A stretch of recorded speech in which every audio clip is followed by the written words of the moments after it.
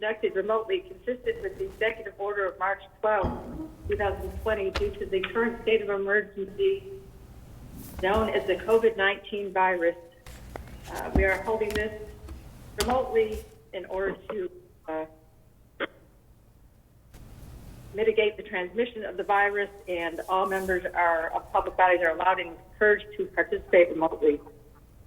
The order, which you can find posted with agenda materials for this meeting, allows public bodies to meet entirely remotely so long as reasonable public access is afforded so the public can follow along with the deliberations of the meeting. Ensuring public access does not ensure public participation unless it's required by law. This meeting will not feature public comment. For this meeting of the Finance Committee, we are convening by GoToMeeting as posted on the town's website, identifying how the public may join. So we have a quorum. At the moment, I think we're only missing Joni, unless she's joined in. We are going to finish up the budget tonight, and we are joined by Mike Strupa. Is that how you say your last name? Yep, Strupa. From the Veterans Committee, or Veterans Services, and also he has one article on the line item, on the annual town meeting warrant, which we will also get to. So, Mike, your budget, or for the Finance Committee people, it's on C11, and I believe in the detail it's C35. Mike, I know you don't have a big budget. If you would just want to go over some of the highlights of it, if there's anything different or additional. Sure. It's pretty much the same as last year. I think I requested a $1,500 increase in veterans benefits, and that is because we're seeing a slight increase in the number of veteran cases under Chapter 115. And if we had the $1,500 increase, this would allow us to support 10 veterans at $5,100 for the fiscal year. Right now we have 8 that are active, and I already have 2 more that have requested benefits but haven't got back the application to me. So we're looking at least 10 this year. And how much do we get reimbursed against by the Commonwealth? I don't quite remember that. It's 75%, except in the case of 100% veterans, disabled veterans, then I believe it's 100%. Oh, okay. Anybody have questions for Mike? I think this is Bruce. I think you're the liaison. That's right. So Bruce, do you want to start off if you have any questions? I don't have any questions. Thank you. Anybody else? Kevin, you're always reliable for questions. Yeah, I'm good with this one. I was able to answer my own question and was answered in the back of the book. Oh, okay. Kathy? Yeah, Larry, go ahead. I just wanted to confirm if it is still the practice of the state to do the 75% reimbursement by lagging 1 year, year after year. Mike, do you have that answer? Yes, it is. Oh, Barbara has it.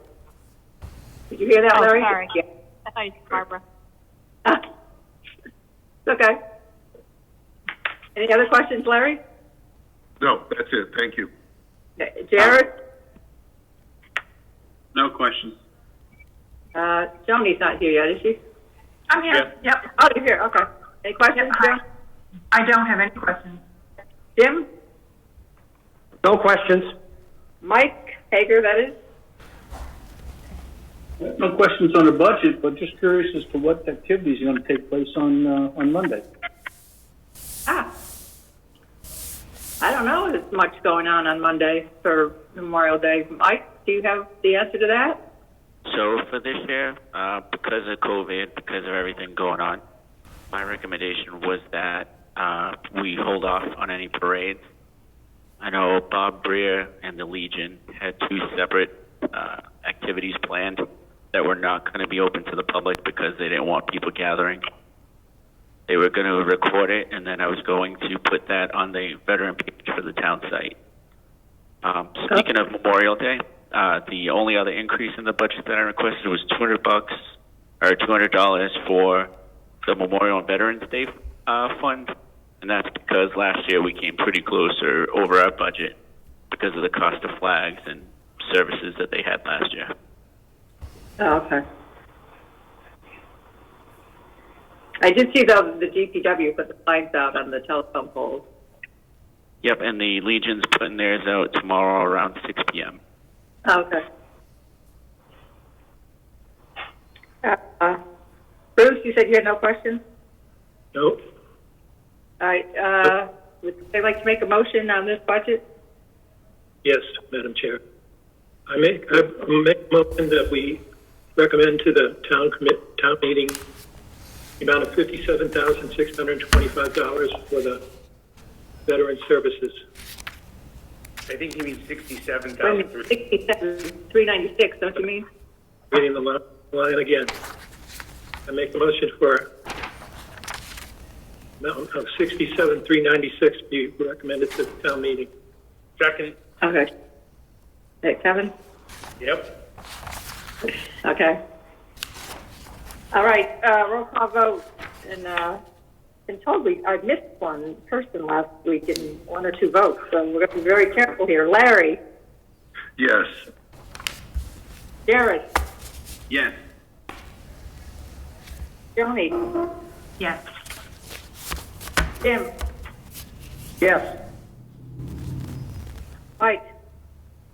Yes. Kevin? Yes. Bruce? Yes. Kathy, yes. So that's 8-0. Okay, then we're going to turn to, I believe it's Article 41 in the town warrant. It was the last, but now it's not any longer. So this is a property tax exemption for Gold Star parents, which would be, if I understand it, a total exemption for all real estate taxes. Is that right, Mike? It is, and Gold Star families are those families who have lost a family member in the line of duty. Okay, right. This is the one we've got the Now, letter if this, from the Board of Assessors, correct? yes. Okay. And if I read their thing, they're not in favor of it. That's correct. And I did ask them how many this would affect. It's just one at the moment. Is that correct, Mike? Right. The only Gold Star family I'm aware of that lives in town is the Booth family. Right. So, questions, discussion. I'm looking for Question. I tried Okay. to see what, this is from Jared Burns, trying to see what other states were doing, and I got some mixed. Some states seem to be have some benefit for some amount, but not necessarily 100%. And then it did seem that the family members or the dependents of the service member get 100%. And I wonder if you could clarify if that's correct versus the parents. Mike? I believe that is correct, that the Gold Star wives get it, but I would have to double check. I think that is true. And don't the parents right now get a partial exemption? Wasn't it $450 or something like that? Right, yeah, right around $400, I believe.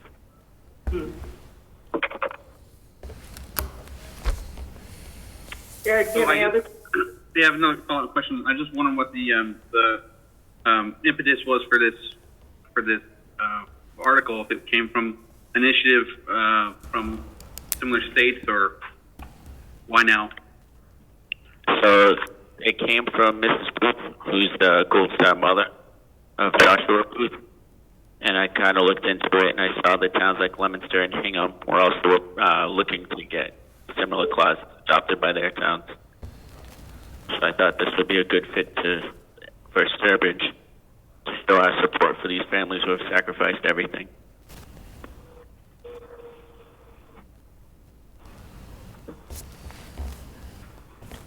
Any other questions? I have an observation. Go ahead, Larry. There are values that are measured in financial terms, and there are other kinds of values. You can't really put a line in front of the word patriotism or love, but they have value. There is, I think, also a value in the gesture of granting this a full exemption as a way of saying thank you, permanent, not just like a stone skipping across the water. Yeah, thank you, bud, and maybe next time. No. I think that, and pardon the semi-pun, there should be an exemption that lasts as long as death.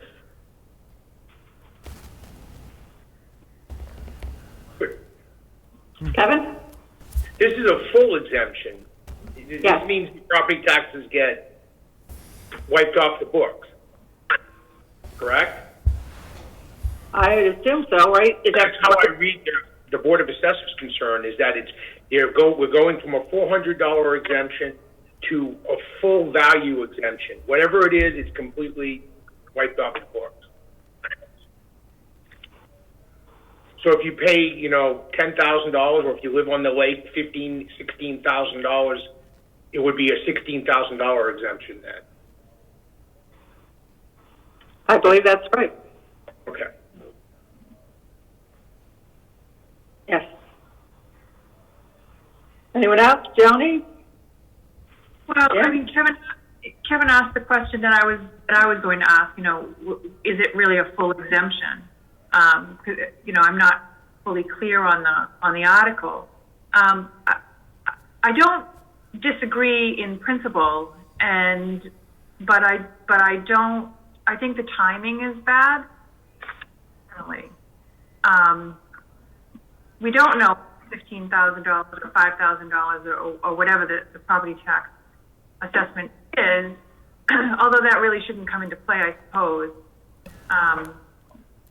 I don't know. I mean, I have a hard time supporting it. It does not mean at all that I don't support our military.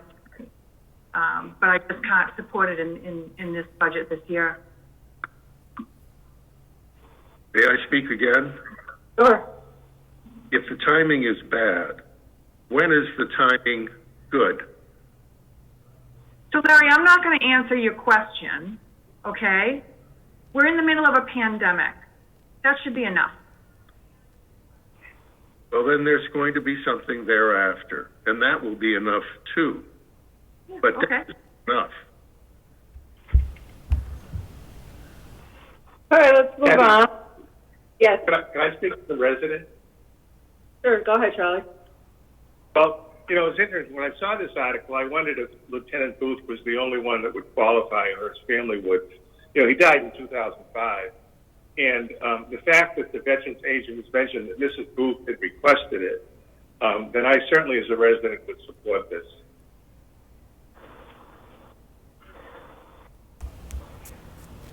Kathy, this is Mike. You ready? Go ahead. So, if I understood some of the correspondence we saw on this one, that our current program where we pay the $400 to certain families, that aligns with a state reimbursement. I want to make sure I'm correct on that one. And the current full exemption that we're talking about here doesn't currently align with any reimbursements from the state, but Bob and I was reading that the state was considering that. So I'm just trying to understand the foundation here.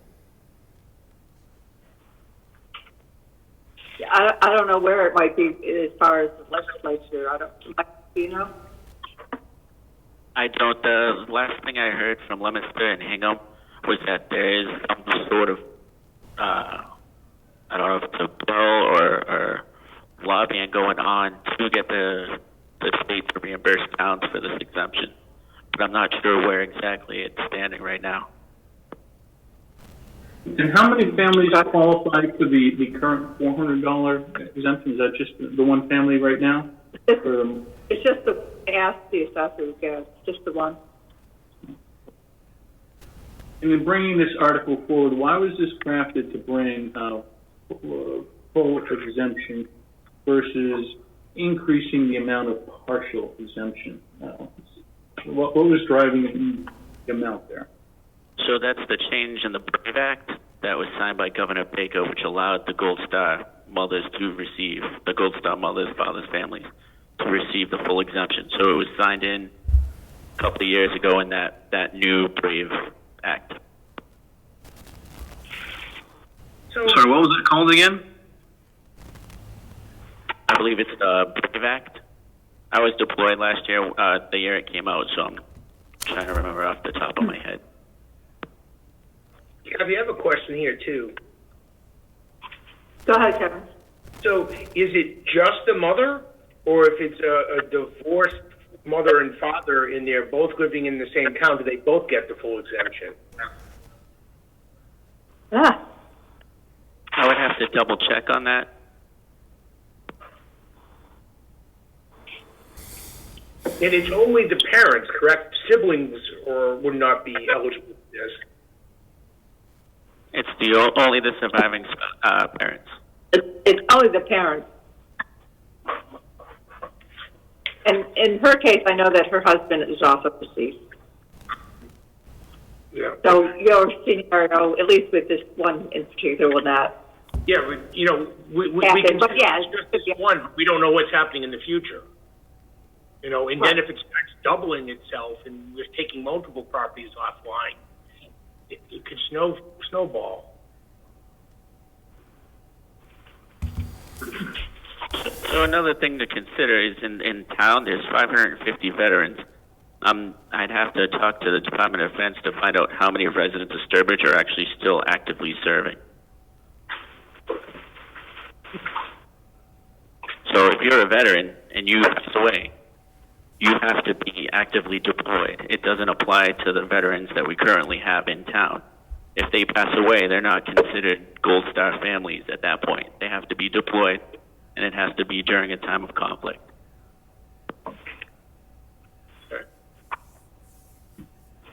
This is not going to be a very common, and thankfully, not a common occurrence. Well, hopefully not, yeah. Anybody else have any questions or comments? I just wanted to review, Madam Chair. Mike, I think you answered these questions. I just wanted to double check. You said you looked at Leominster and Hingham. Did they have a full reimbursement up to the total amount of the tax, or did they have a limit on it? Did they have a cap on it? So when I talked to the VSOs for Hingham and Leominster, they were pursuing the full Gold Star clause. They're pursuing it, or they have it? I'd have to double check with them. They sent me the information on it. So they could be going to their own town meeting. Right.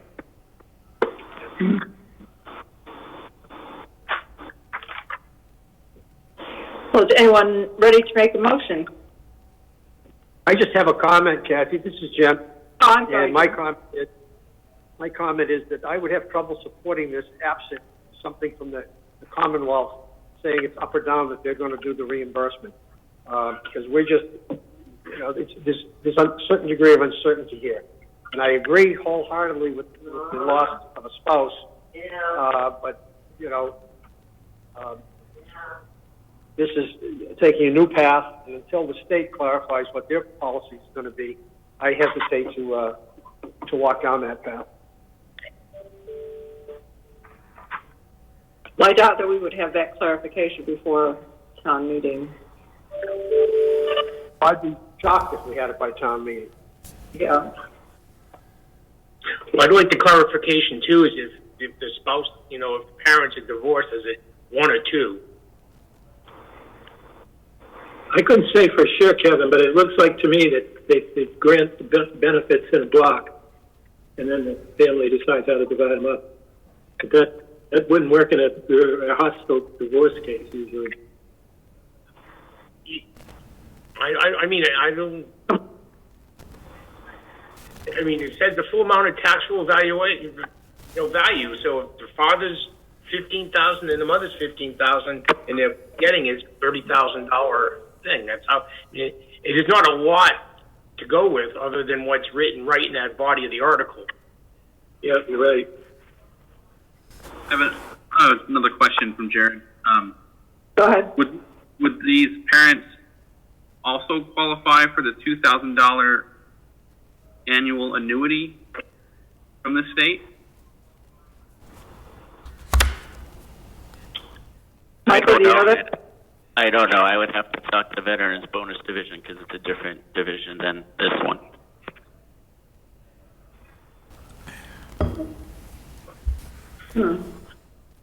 From what I could tell on the mass.gov service details, it would seem the annuity is given in recognition of service of our distinguished 100% service-connected disabled veterans and to the parents of distinguished veterans, Gold Star parents, and their unmarried spouses who gave their lives in service to the country during wartime. And the criteria seems to be the same for what's being proposed here. I'm just wondering if there's anybody currently qualifying for that it would also cover for this tax exemption.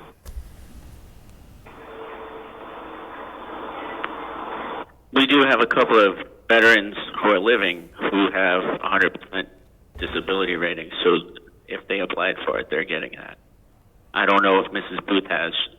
She just asked me to present this to see if the town would adopt the Gold Star the exemption.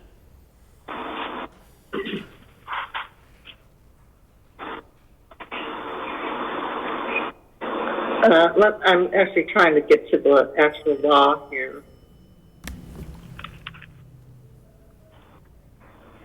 Mike, my name is Bruce Boyston, and I'll be able to talk to you about this more. I'm the liaison. Okay. Okay.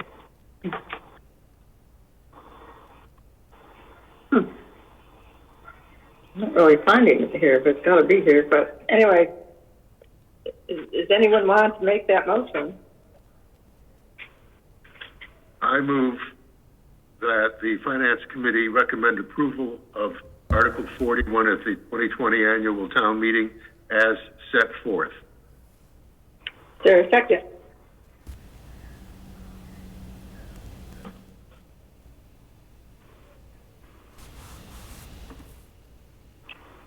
Anyone?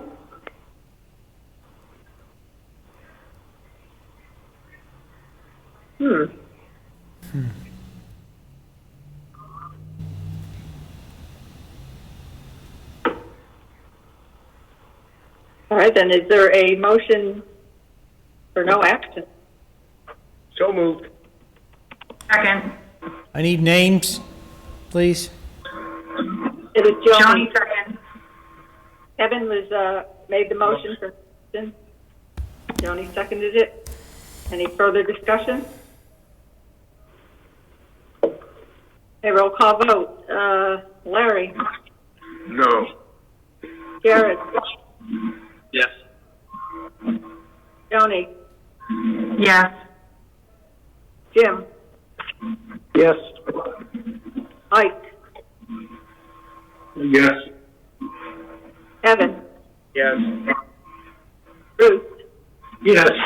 I'm actually going to abstain, so that is 6-1-1.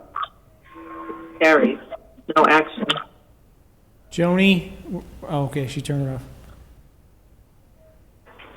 Yeah, we're getting, okay. What's that? We were getting feedback from Joni's microphone somehow. Oh, okay. Okay, so that's it. Oh, thank you, Michael, for coming, for joining us. So Kathy, what was the vote on that? It was 611. 611 to do what? No action. No. Take no action on the article. No action on article. All right, thank you. Okay. All right, we're going to move on to Jean Boubon and her budget, and then her articles. Mike, Zoning articles. Mike, did you have something else I to guess it would be say? Charles, of course.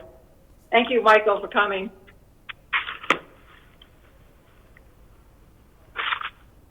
I think, Jim, you're the liaison, Yep. right? Yes, I am. Thank you, Kathy. Before we get into And it, I did I did today. I apologize for not sending out that material that Jean had sent out to Jim a month ago. But anyway, on the budget. Well, I'd you like got to that. thank Jean sending that because it was You're talking about the explanation, right? But it was an explanation of the budget, yeah. Yeah, okay, it came today. Yeah, I know, That's but right. I had it. I had forgotten to send it out. Oh, okay, all right. Now I got you. Well, of course, if you I had think, read it then, Jean, you would have about 5 forgotten. or 6 weeks ago, you sent it to me. Back at the beginning of April, I believe. But It was. anyway, It before we basically get into that, So you would have read it and put it aside, and then you would have looked blankly at us for, oh, yeah, I have it no, all never marked got. up. I don't- So this is, town planner is page C4, and the detail is, D12. thank you.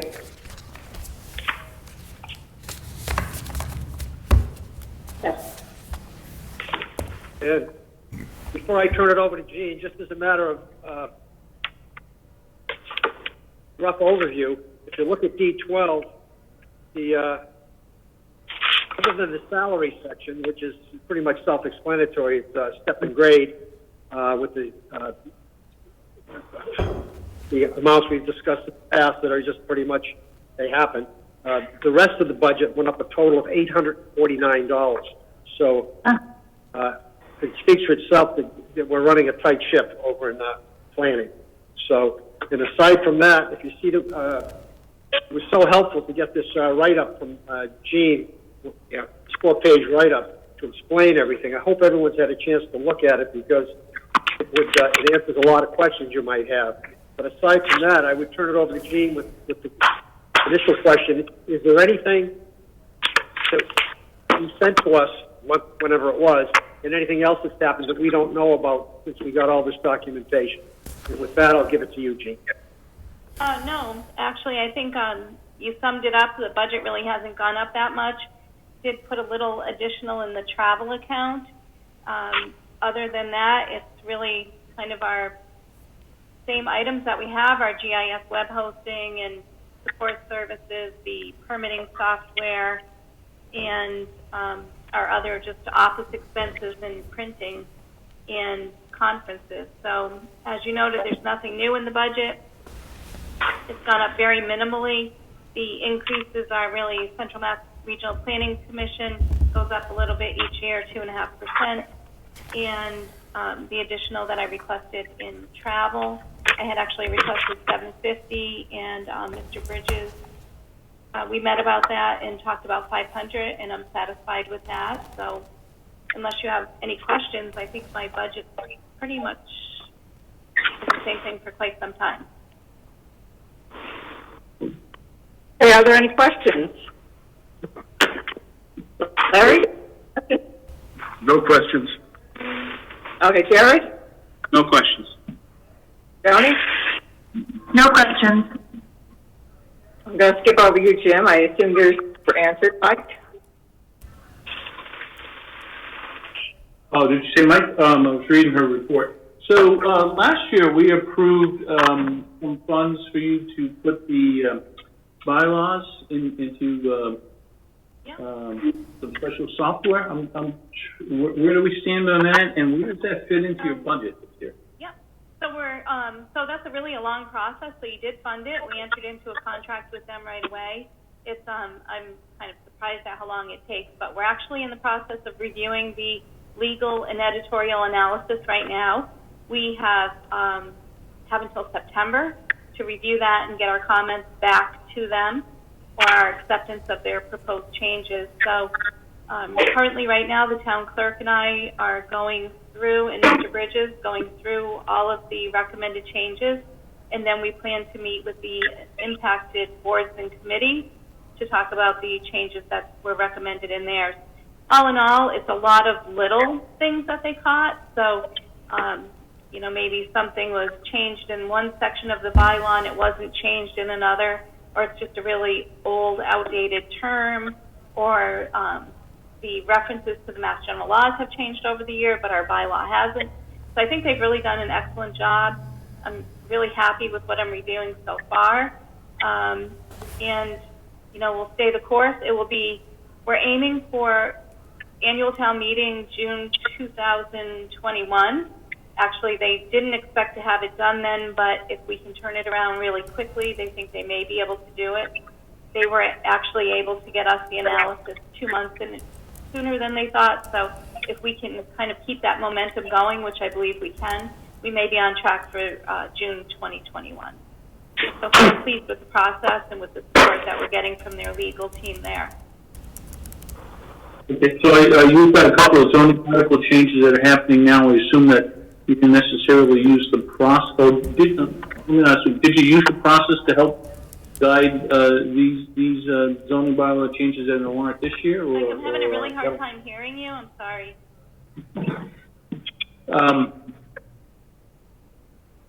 Were you able to use that process to craft and help guide the zoning article changes you're bringing this year? Or, no, actually not, because they've already been in process for a couple of years. But I've been in touch with their counsel, and she's been receiving copies of all of the proposed changes. And it was kind of interesting as I'm reading through her analysis regarding the changes that we did before January. She was recommending some of the changes that we made at the January special town meeting and that we're proposing to make this annual town meeting. And I think that's because we've been in the process of trying to clean up what we could over the past few years and update some things. So they, you know, she pointed out a lot of the same things, like a lot of the terms were really outdated, or we added new definitions in January in certain chapters. We need to add them in the other chapters. So I have been in constant communication with her, and she received all the January materials, and she's received the annual town meeting materials as well. Oh. Okay, so two more quick ones. One, I don't see any engineering services in your budget. I know the conservation agent came with, they might have some needs, undefined, but yet every now and then a need for engineering support comes in, and we're trying to put some dollars in their budget. In the planning department, do you ever find you run into that situation where you need funds that come up throughout the year for technical support for things? Yes, all the time. So actually I spoke to Mr. Bridges about this, and I know that he has some engineering fees incorporated into his budget, and I was satisfied that there was going to be something added to the budget somewhere this year, so I didn't feel the need to make an additional request after that discussion. But I would say that many times things come up. We had a situation this past year that was related to stormwater management. It was a situation where all the permits had been closed out. We really had no recourse to go back to the owner, and we ended up using DPW engineering funds. So things like that do happen from time to time. There are just things that, you know, need to be investigated that, excuse me, Becky and I just can't do on our own. Neither one of us is an engineer, and, you know, it makes it difficult when we need things like that reviewed. But, you know, I was hopeful with the money in the town administrator's budget, excuse me, we would be all set for this coming year. Okay, and finally, here's where I get you in trouble with your coworkers here, but I kind of like this summary. I think it gets right to the point, explains ahead of time what's going on here, and is a very good support for the budget. So, Jeff, just a thought that if more departments did this, I think we can get through our review of these things a lot quicker, and a lot of the questions we come up get answered by some of the things I see in here. So I'd like this practice.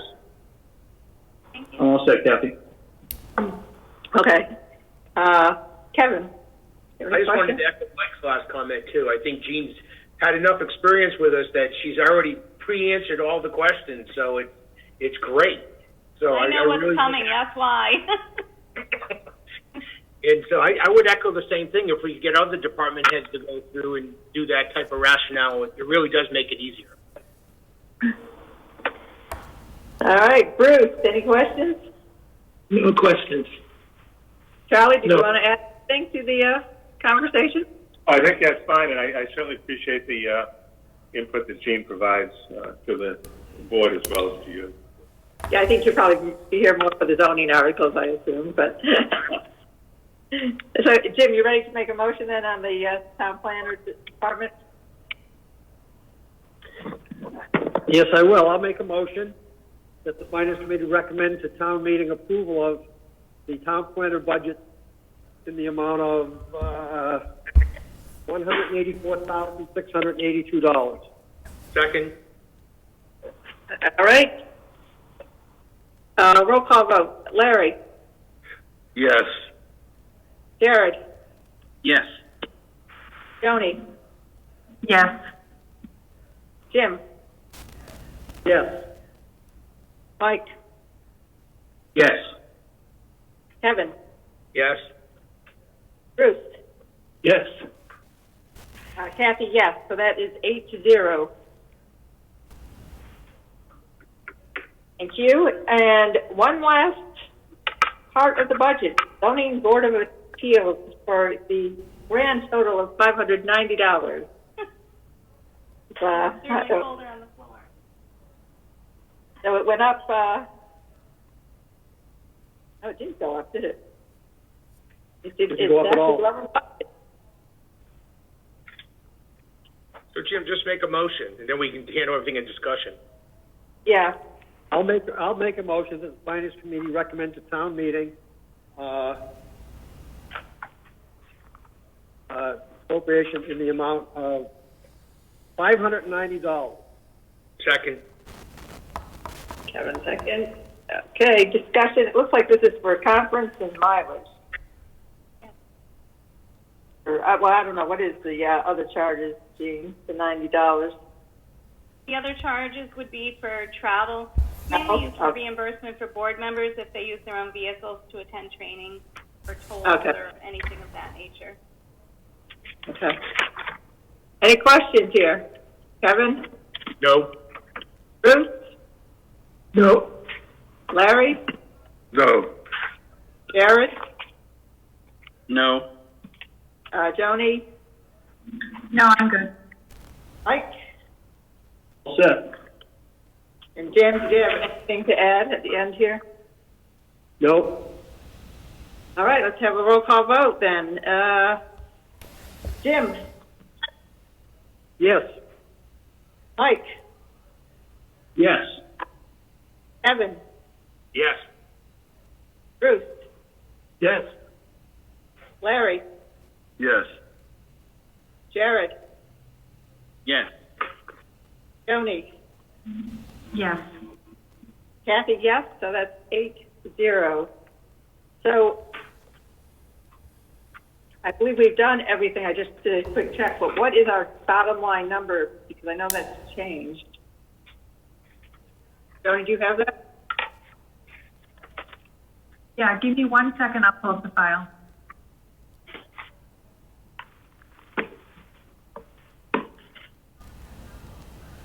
So perhaps before you do that, Jeff, will there be any changes to the budget at some point before town meeting? I'll have to review my list. I don't know. I have a list of numerous changes, some small, some not so small, that we're still implementing to come up with a new budget. Ah. Okay. So Jeff, what is driving the need to make those small changes here and there? Just refining a particular department, or are you trying to make some other types of shifts in response to something? Well, in response to the fact that we anticipate losing $1.1+ million of revenue next year.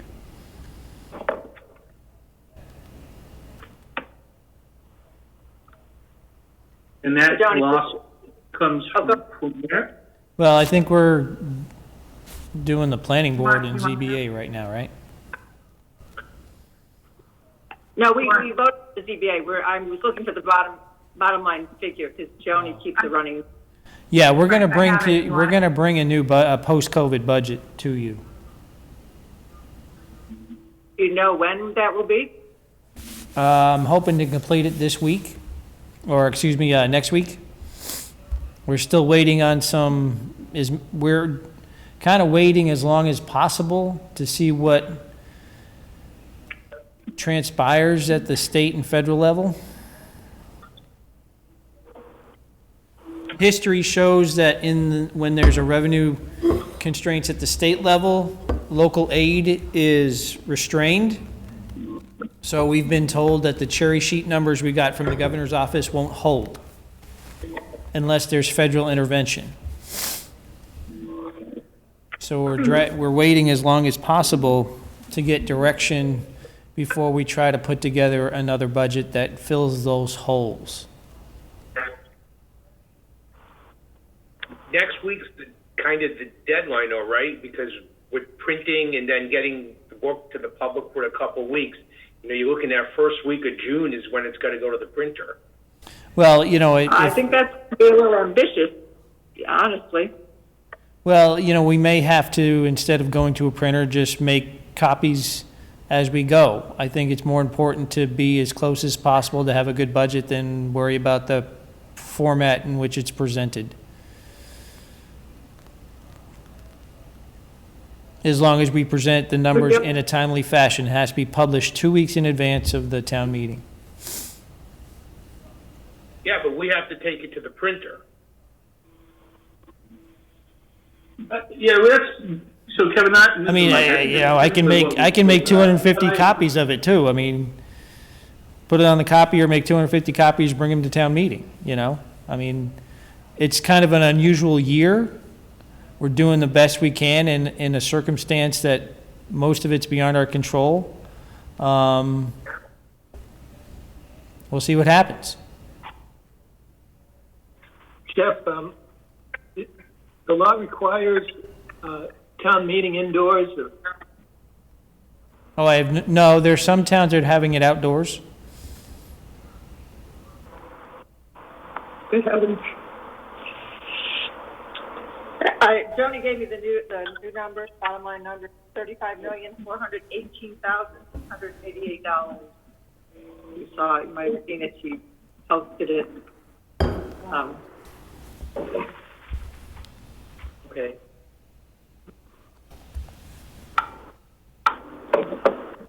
So perhaps we shouldn't vote the bottom line number at this point because it may be changing, right, Jeff?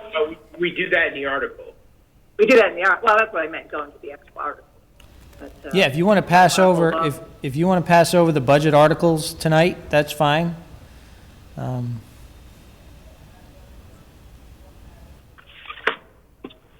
we're certainly going to go, since we have Jean and Charlie here, we're definitely going right to the zoning articles. Let's start at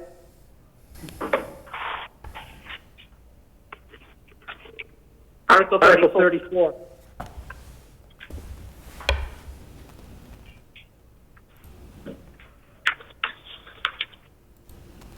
So, Jean or Charlie, you want to take what this I think I'll is? let Jean do that. So Kathy? So Article 34 is Yeah. not mine, Article 35.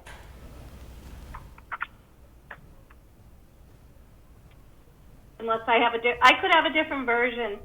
I have a draft version that Andrea sent to me. Article 34 on my copy is the tip. No, it's 33 on ours. No, I'm looking at, pretty sure I'm looking at today's version. Okay. I have an older version then. So, one of them is Chapter 2. Chapter 2, zoning bylaw. okay. Just Kevin, did you have first? Yeah, I'd like to make a motion that we approve Article 34 as written, and then we just discuss it in discussion. All right.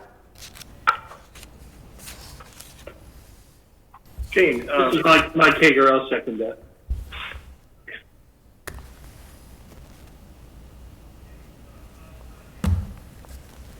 Okay. All right, then we can discuss. So Jean, go ahead. On the definitions. So Yes, as you please go. recall, for the past 3 years now, I believe, we've been updating our sections of the bylaw, the district delineation, excuse me, not the delineation, the district to update the permitted uses, and we've been also updating definitions as we've gone along. So this is kind of a continuation of work that we started then, and we're adding new definitions that are needed for some of the new uses proposed in the districts as we go along. So for example, personal service establishments, that is being defined because that's a term being added to Chapter 7, which is one of the next articles. So pretty simple, just 5 definitions being inserted to coincide with new uses being put in this year. So this is all new. This what's in front of us is all brand new. Yes, there are new uses that are going into, for example, like in the industrial park district. We've added information processing facilities, so we needed to define that. Okay. Any questions? Larry, questions? No questions. Jared? No questions. Tony? No question. Jim? No question. Mike?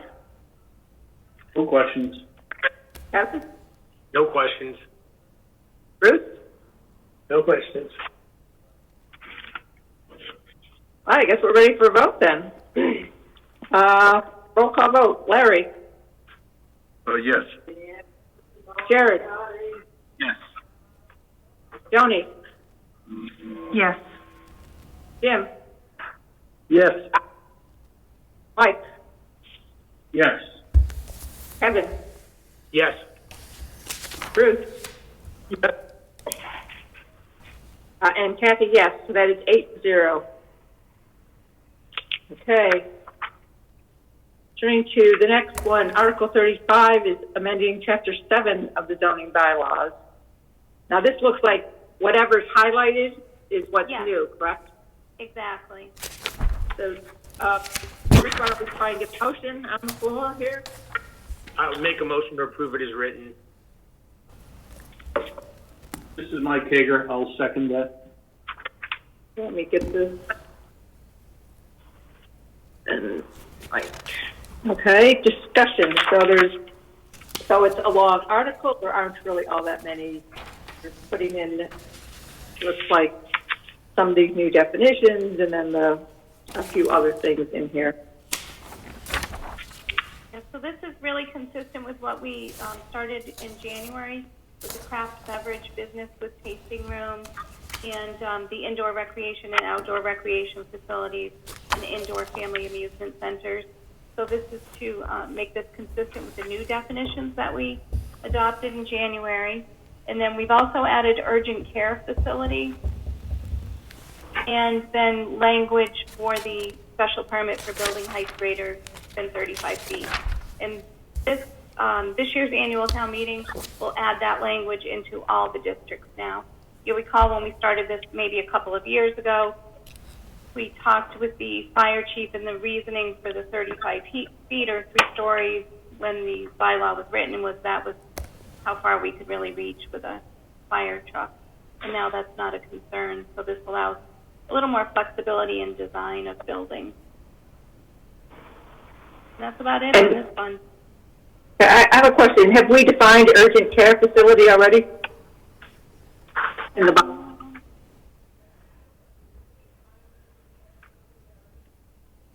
Jean? No, I don't believe so. That's a good point, though, Kathy. I'll add that on, too. I mean, I suppose it has some commonly known definition, but Right, it's exactly. a good idea to, So, no, we didn't do that. That's potentially something, if it becomes problematic, we could do when we do the recodification next year. There'll be some amendments as we go through that as well. But now I mean, because sometimes you have, you know, like the standalone one in Charlton, the Harrington one, but you also have the minute clinics or whatever they're called at CVS, that sort of thing. So, CVS, right. And the minute clinics, like inside of a pharmacy, we would consider that an accessory use to the pharmacy and not necessarily an urgent care facility. This was more thinking of kind of the standalone, like in the one in Charlton that you referred to. okay. Other questions? Bruce, any questions? No question. Evan? No, I'm good. Mike? Just checking here. So I guess along the same lines of that question, you don't have a definition for what a craft beverage business is and or a tasting room. So that's Yes, we do. Yeah, we That did that. was adopted in January, Mike. Yeah. okay. I'm looking at what's posted online. I don't see it there. But all right, I'll take that back Just then. got All the set. AG's approval back on that a little while ago, so it may not be up there yet. Yeah, go back to your special town meeting, it was in January, Mike, and you'll see it. I wasn't at that meeting. That's why I don't remember it. So okay, Oh, I'm all set. Thank you. And there is always a gap of time, you know, when between the passage and the approval by the AG, so that's probably what it is. It might not be incorporated yet into the official version. So, Jim, any questions? No question. Joni? No question. Larry? Just one for Gene and or Charlie. On page 24, that would be paragraph J under 7.02. It's the unhighlighted part of the page. In the last line, the phrase, and is in harmony, and it's the word harmony I'm going to ask about, is in harmony with the surrounding properties and land uses. So my question is, in the world of planning, is there a generally agreed definition of the word harmony? Larry, you say this every time we do this. We did this last year for the building heights, and you asked about harmony. So planners love the word harmony. Other people do not. But it's something that's generally consistent with the surrounding neighborhood, meaning you're not going to stick out like a sore thumb in comparison with your neighbors. You have a kind of consistent with your neighbors. You're not out of character. You're not proposing a 90-foot skyscraper when you have all single-story buildings around you. That would be harmony. And I know you don't like that term. Fine, thank you. You're welcome. Okay, I think we're ready for the vote. Roll call vote. Larry? Yes. Jared? Yes. Joni? Yes. Jim? Yes. Mike? I am in harmony with Larry and voting yes. Okay, Kevin? Yes. Bruce? Yes. Kathy, yes, so that passes 8-0. Thank you. Now we're moving on to Article 36, which is to amend Chapter 8 of the zoning bylaw. And am I correct in seeing only one change, Jean? Yes, craft The beverage business. We had Craft beverage to see business the is entire missing. thing? Oh, all right. A lot So of Kathy, pages. you make a motion to approve the article as written. Yes, thank you. I was just going to ask that. Mike Hager, I will second that. All right. All right, any discussion? The only thing added, is it an allowed use or by special permit? It's permitted use. Is that right? Yes. So it's the craft beverage business with tasting room. It's the only thing added. Any discussion at all? No. Anybody? All right, how about a roll call vote? Jared? Yes. Joni? Yes. Jim? Yes. Mike? Yes. Evan? Yes. Bruce? Yes. Larry? He's frozen. Larry? He is frozen. Well, Kathy, yes. Let's see if we can get Larry. Larry? There he goes. There he is. Larry? I think he said yes. He nodded. Yes. So that was 8-0. Thank you. Yes. All right, very good. All right, Article 37 is to amend Chapter 9 of the zoning bylaw. And it looks like So I'll approve the article. the building height, right? That's right. That's the only change proposed in this one. Okay, so Kevin made the motion. See. Is that you, Mike, saying yes? Second? Mike Hager will second the motion. Okay, I heard noise. I couldn't hear where it was. So this is just to add the building height, harmonious building height, in Chapter 9. Any discussion at all? I can't imagine there's going to be much. Are we ready for a vote? Is that three-part harmony or? Three-part harmony. I don't know. Gee, you're going to rue the day you use that word. I know. All right, why don't we have a vote here? Jim? Yes. Mike? Yes. Kevin? Yes. Bruce? Yes. Larry? Yes. Said yes. Jared? Yes. Joni? Yes. And Kathy, yes, that's 8-0. Okay, moving on to Article 38. Paper here. This is to amend Chapter 10, excuse me, Chapter 10 of the zoning bylaw, which is youth regulations in the industrial park. Oh, we are adding a few things here.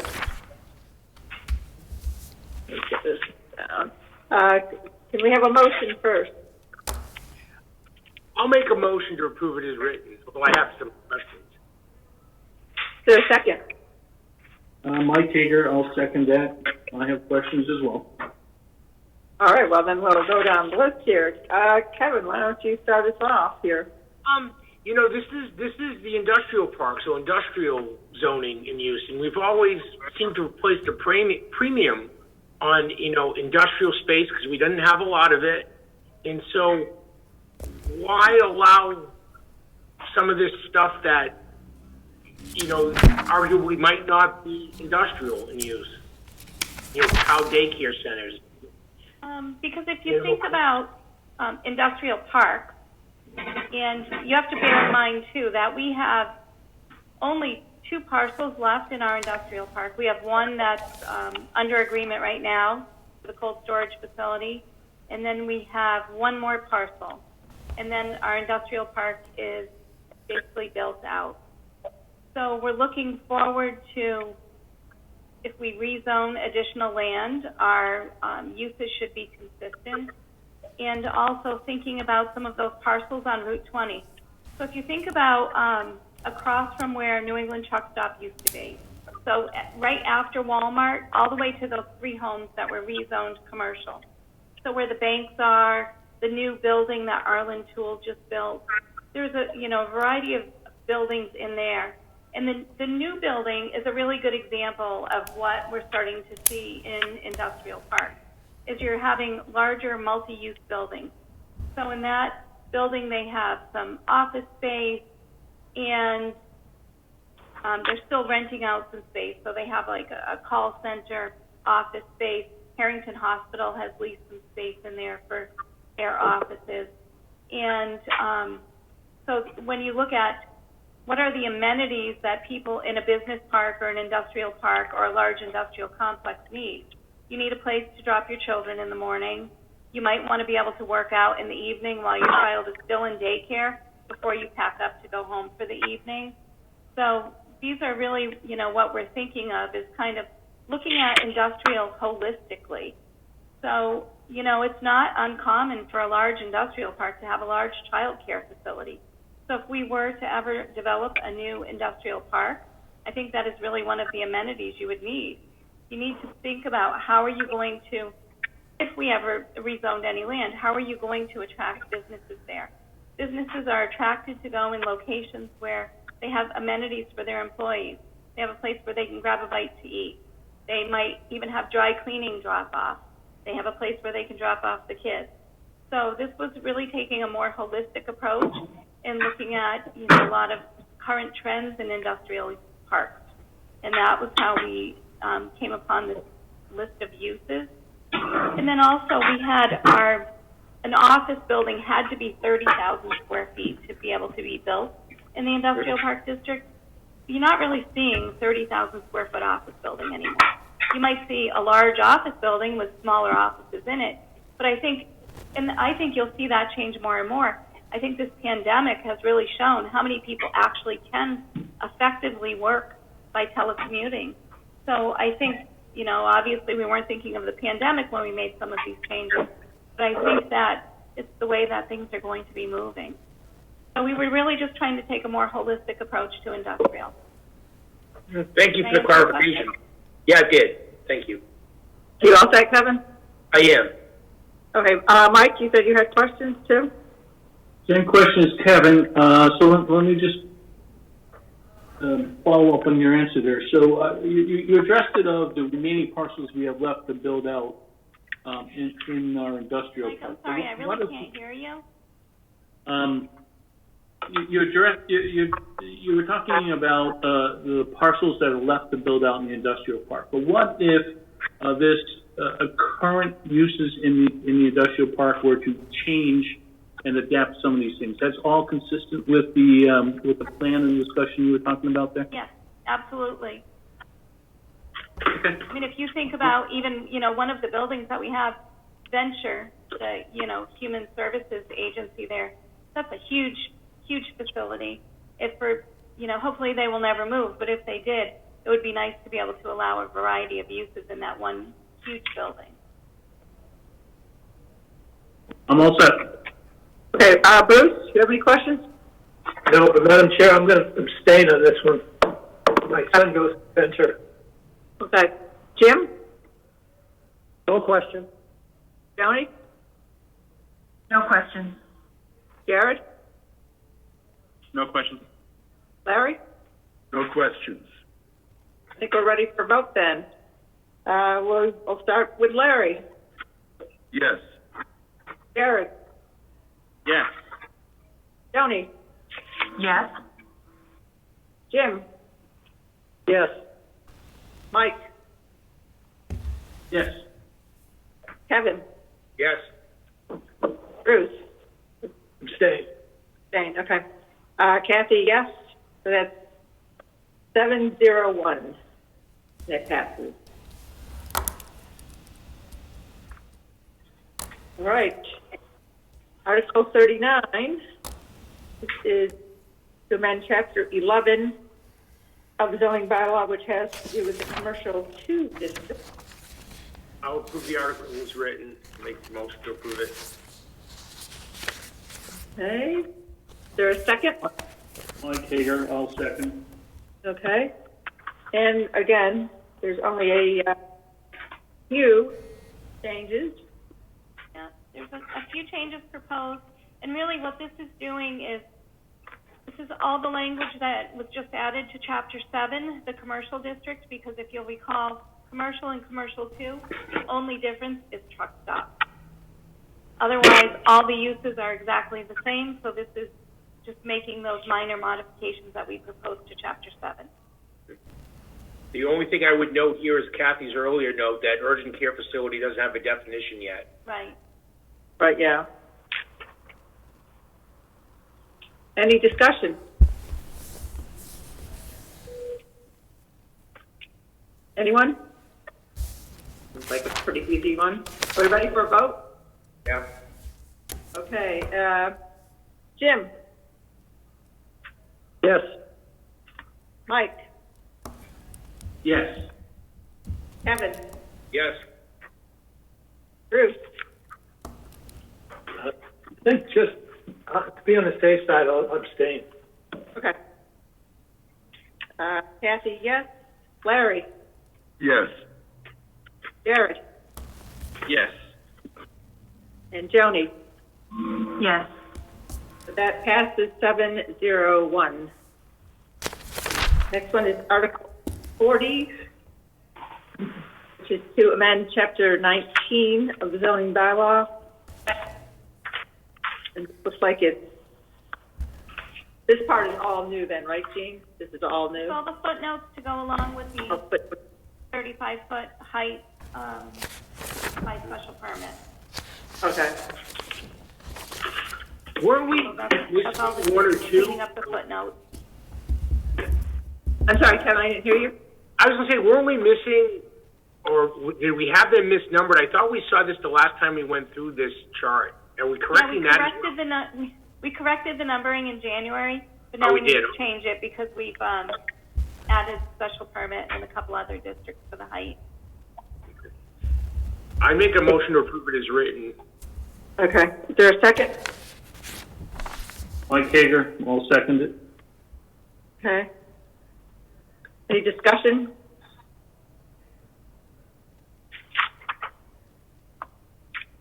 Hearing I none. Oh, Kevin, do you have a No, I question? asked my question. I'm good. Oh, okay. Anybody else? Okay, roll call vote. Mike? Yes. Kevin? Yes. Bruce? Yes. Kathy, yes. Larry? Yes. Jared? Yes. Joni? Yes. And Jim? Yes. And it's a vote of 8-0. Right, Article, I think you have one more, right? It was at the end now, it's 42, the zoning of 7 Cedar Street. We just got that this afternoon, late. Is So that not? that's a petition.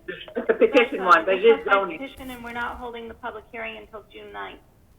Okay, and that has to be a positive recommendation, correct? Because this was before us last year and it was defeated? No, because the last year was a positive recommendation by the planning board, so they could come back at any time. They don't have a 2-year waiting period. But also because the petition is substantially changed from last year, so that would have allowed them to come back as well. How has it substantially changed? It just looks like they have a It's only legal. about an acre this time, where last time it was the entire parcel they were asking for. Which Oh, I think okay. was maybe about 4 acres. Oh, okay. I tried Well, to this- compare this- it quickly, but, Yeah, this basically gives them just enough space for the parking they need, rather than when they were trying to rezone the whole parcel before. So, as Jane said, we will have a public hearing on June 9th. so it's not until June 9th. Huh. So this is Mike. One of the issues that came up on town meeting floor was whether the planning board and the holding that hearing provided notice to the abutters. I think you said you technically complied with the notice provisions and didn't individually notify all the abutters along the way. Are you going to do a little bit extra this Sorry, I year? so can't that hear it you doesn't come again. up? I know you're asking about butters, but I'm hearing like every third word. Is Gene the only one having a hard time hearing me, or is it everyone? Maybe I have lousy What? speakers. How's that? I think it's Jean, because I can hear you on I fine. know you're asking about notification. So Yes. you're correct. So the law does not require that you notify on map changes, and most times we do not. Most times the petitioners, we recommend that they have a community meeting. So it seemed like last time there were a lot of people that felt they were left in the dark. So this time we sent every abutter the legal notice, a copy of the map, a copy of the petition, and a go-to-meeting invite so that everybody can participate via go-to-meeting on the 9th.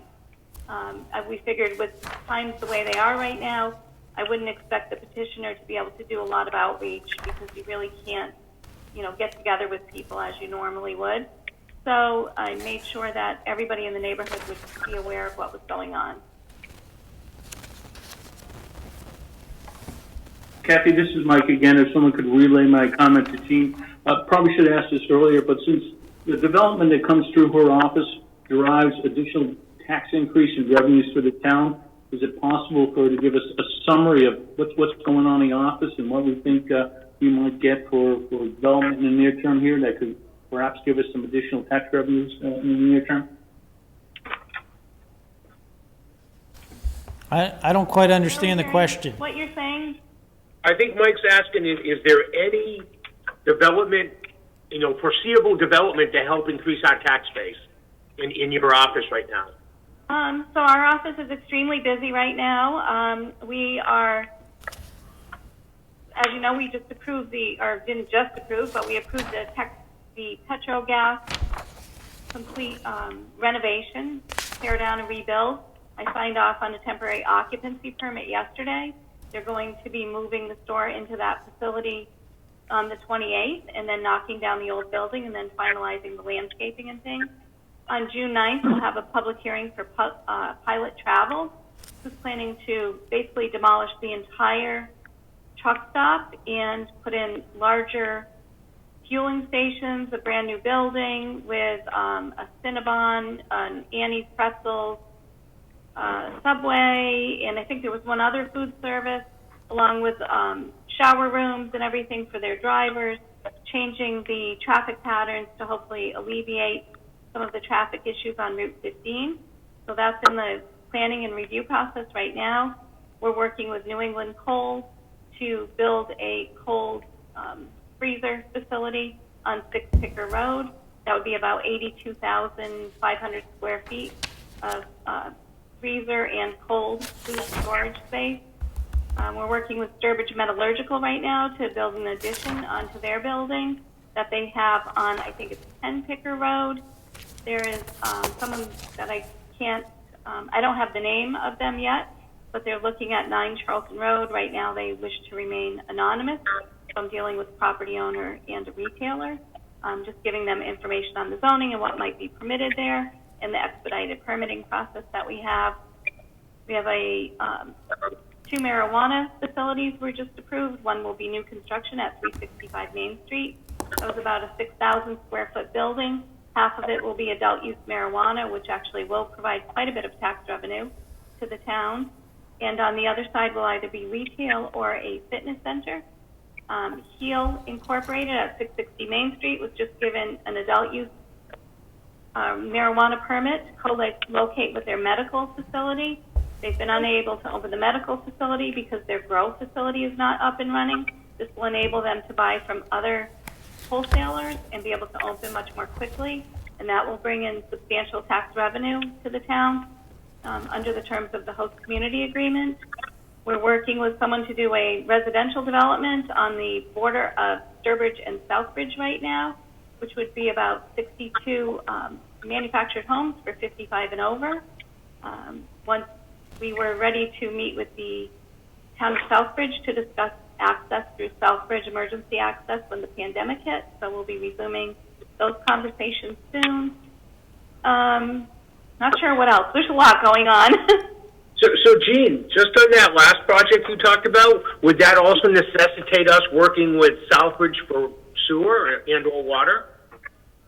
So we have to work out the details of the sewer and water. So Shane Moody and Butch Jackson have been having some conversations with the potential developer and actually looking to tie them into the Sturbridge water line. And you're right, the sewer would have to go to Southbridge.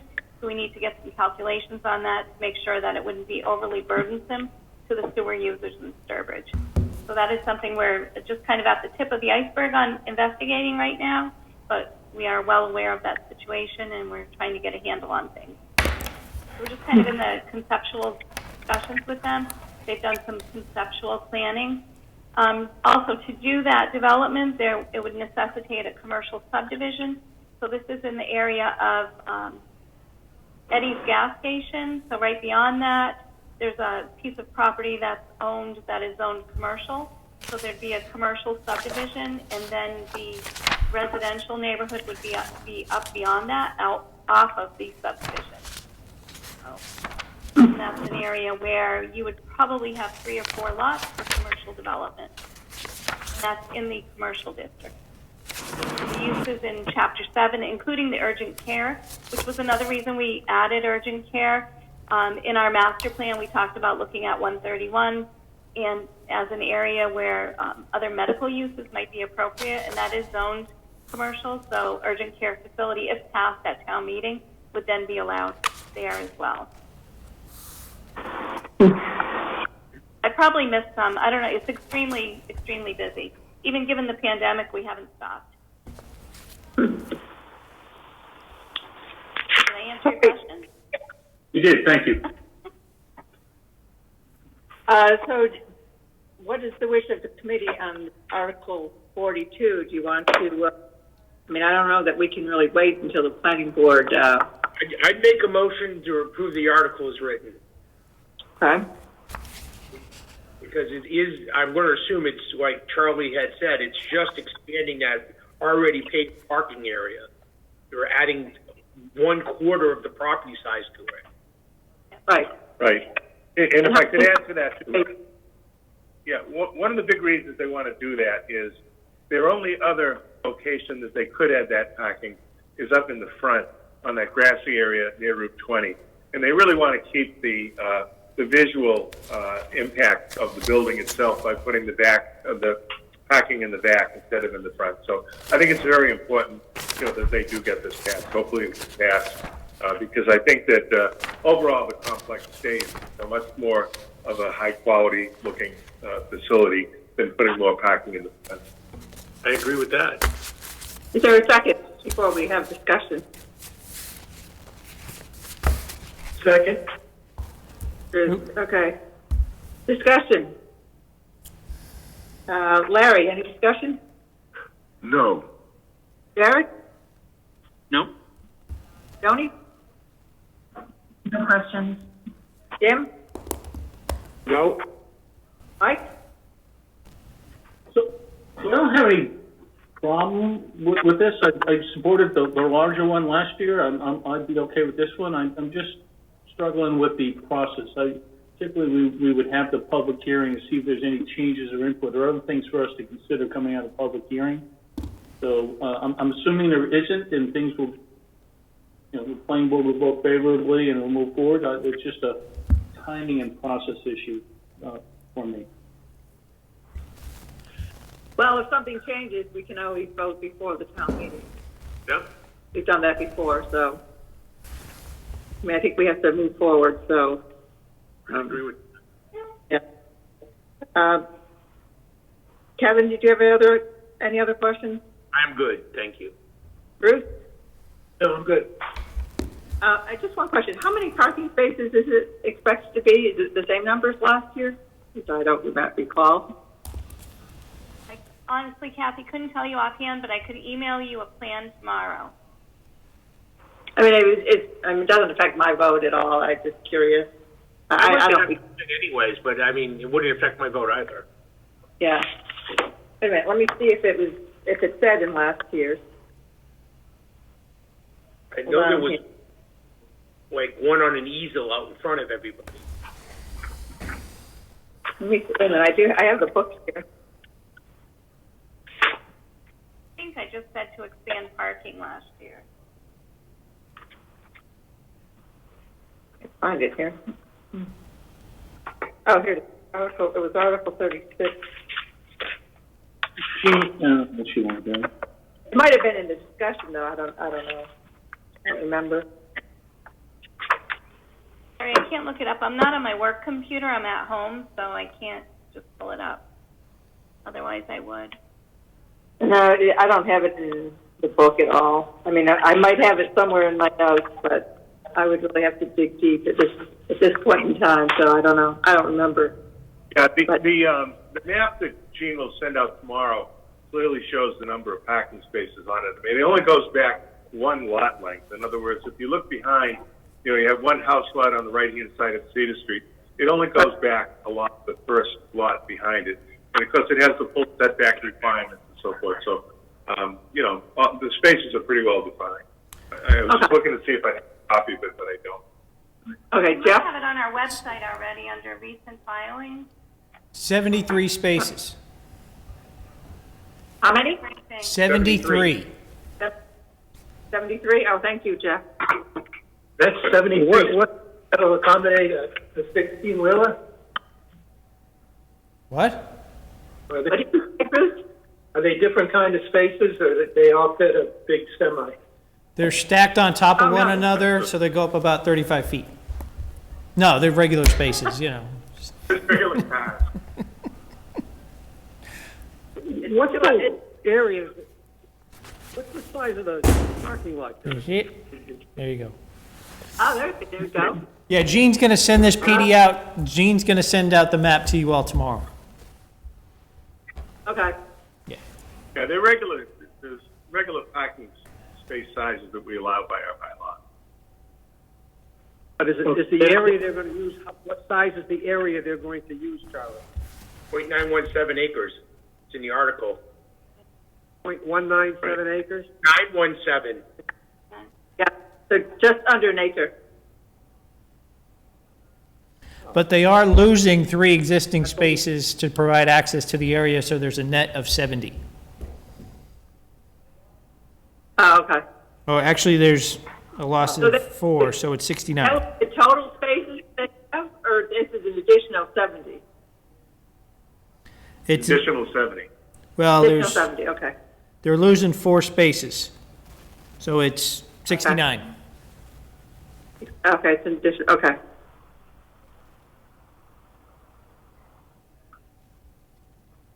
And this is a fairly sporadic use, correct? It's really when they're having big functions at the barn. Isn't that really the main parking use? Yeah, they'd have to have, full capacity for all the space, certainly, to go there. Okay. All right, are we ready for a vote? Yeah. All right. Larry? Roll call. Yes. Jared? Yes. Joni? I think I'm gonna say no. Okay. Jim? Yes. Mike? Yes. Kevin? Yes.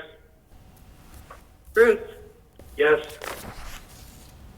Kathy, yes, so that is 7-1, and it passes. Okay, I think we are done with Gene. Hey, Andrew, thanks both for joining us. Yes, thank you. Thank you. Thank you for the opportunity. Thank you. Night. Good night. Okay. Thank you, Gene. So we're, Back to the beginning, we're through. yes, unfortunately now we're looking at 2 versions. So, but though we do have the vote, so I guess I can tell what we voted. I do have community preservation coming next week, so we'll do those articles next week. Okay. And plus, they have an addition. They are meeting on Wednesday, I believe, for that Little League lighting project. So they will speak week, rather than having to do them piecemeal. So there's several articles right there. Let's see. That brings us to.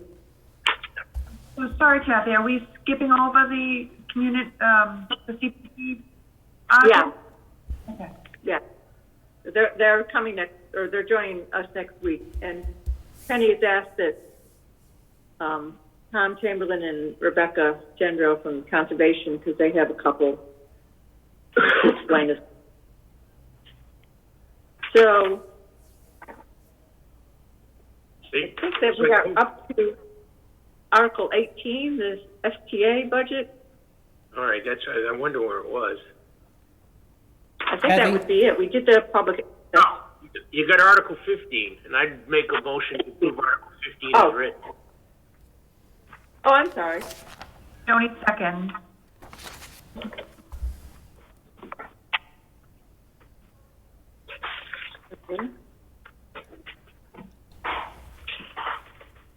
Discussion. This is the town budget one. So we have that. So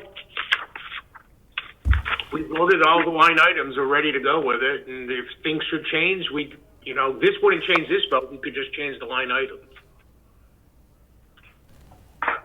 Yeah, okay. All right. Jeff? This one won't, Hand up. yeah, this one won't change. It will change? It will not. No. Okay. All right, so Article 15, we have a motion and a second. I think we've discussed this quite a bit. Any other further discussion? Yeah, this Yes, is I have a my, question. Jim, Oh, wait a minute. Mike, go ahead, and then Jim. yeah, the $25,000 transfer, seems like a new, this article. Can you explain what that's doing and why it's embedded in here? I don't know, Jeff, you want to take that? Sure. Heal Medical, they have a host community benefit agreement, and which required them to pay $12,500 or make two payments of $12,500. And under the agreement and the law, that money goes right into the general fund free cash. And we want to get that money specifically out to use in next year's budget. So this is what we're doing. We're applying those two particular host community benefit agreement payments to next year's budget.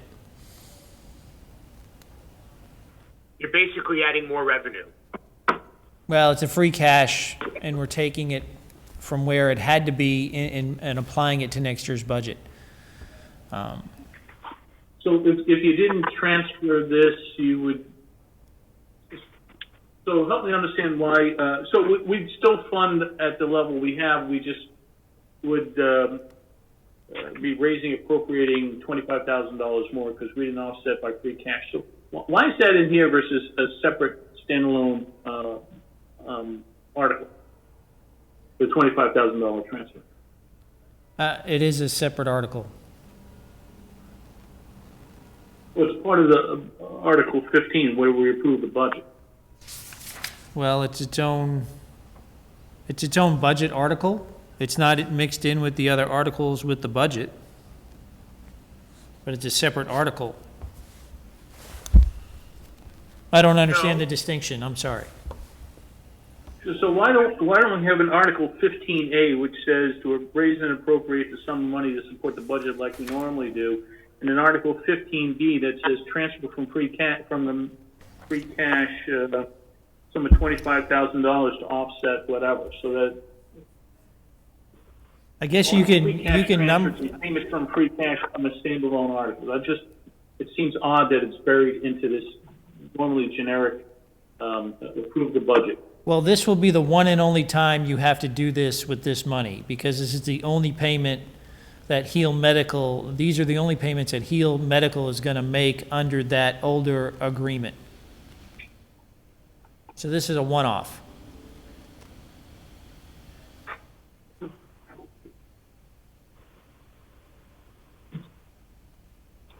I can't tell from Kevin's face whether he's as puzzled as I am or he's It's not concerning enough for me to vote against it. I understand what they're doing. I'm with you. It would be cleaner if it was two articles, but it is two. I don't understand. I guess that typically Article 15 is for raise and appropriate of the line item budget, as shown in the Finance Committee section. It doesn't contain anything else other than that raise the sum of money identified in the line item budget. If you want to take the articles and rearrange them numerically, go ahead. It doesn't change the substance, and I don't have a dog in that fight. That's all.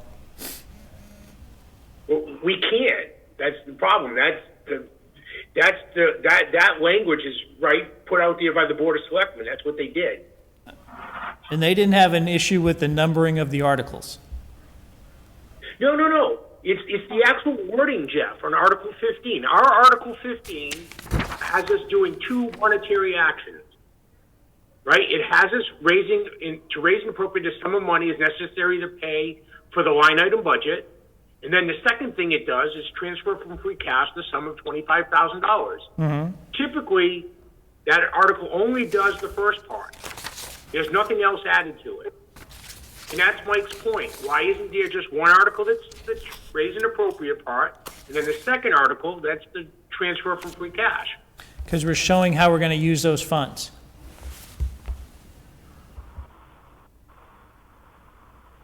Could I ask There's a that? certain requirement, wait a minute, there's a certain requirement when we use these marijuana funds that they have to be used for certain purposes. So when we do report at the end of the next fiscal year, the use of these funds, we're going to have to show how they're used. So we have to show in the appropriation how we intend to use them. So Barbara? Barbara, you can add something, Barbara? Well, I was just going to say, the 25,000 is intended to be used towards amounts that are in the town budget. And so in order to, as Jeff said, to indicate that we are basically offsetting part of the raise and appropriate budget with 25,000 of funds received from the marijuana impact fees, I thought this was the best way to do it, because we basically, when we go through the line item budget, that's a grand total, which is raise and appropriate.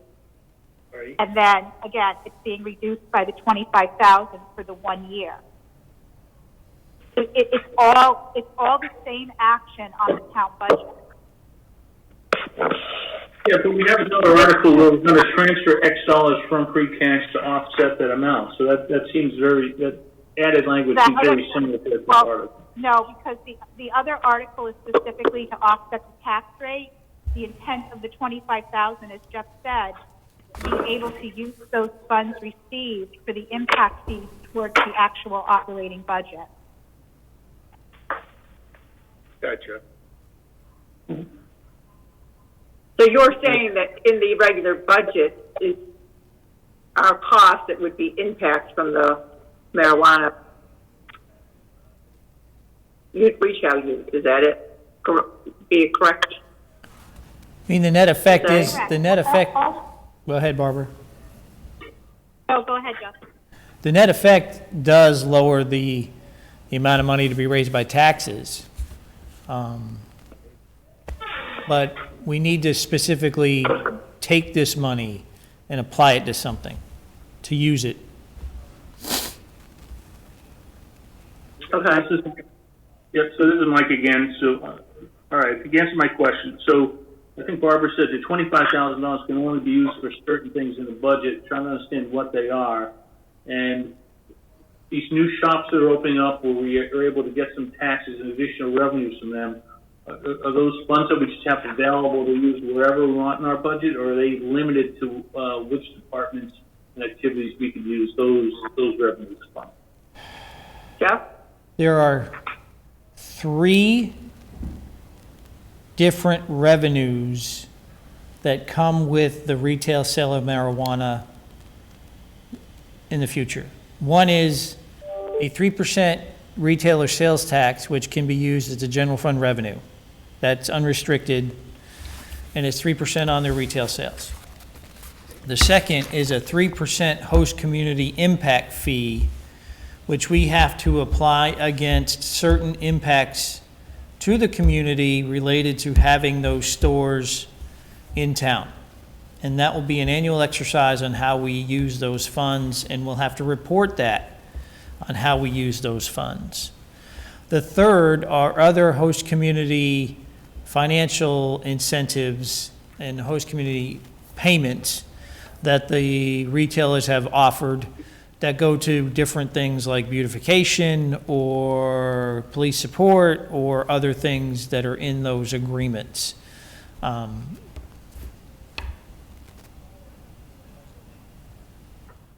Some are donations to charities, some are, those kind of things, support for seniors. So there's a host of different smaller revenue items in each one of those agreements that can be used for other things.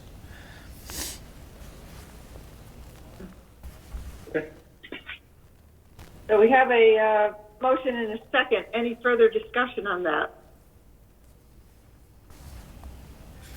Anybody? Okay, roll call vote. Larry? Yes. Jared? Yes. Joni? Yes. Jim? Yes. Mike, Yes. Kevin, Yes. Bruce, Yes. Kathy, yes, that passes 8-0. See, we've done 16, 17. 18 is the SPA budget, 170,000.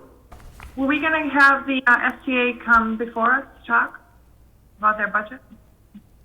Are they scheduled at all to come and talk about it?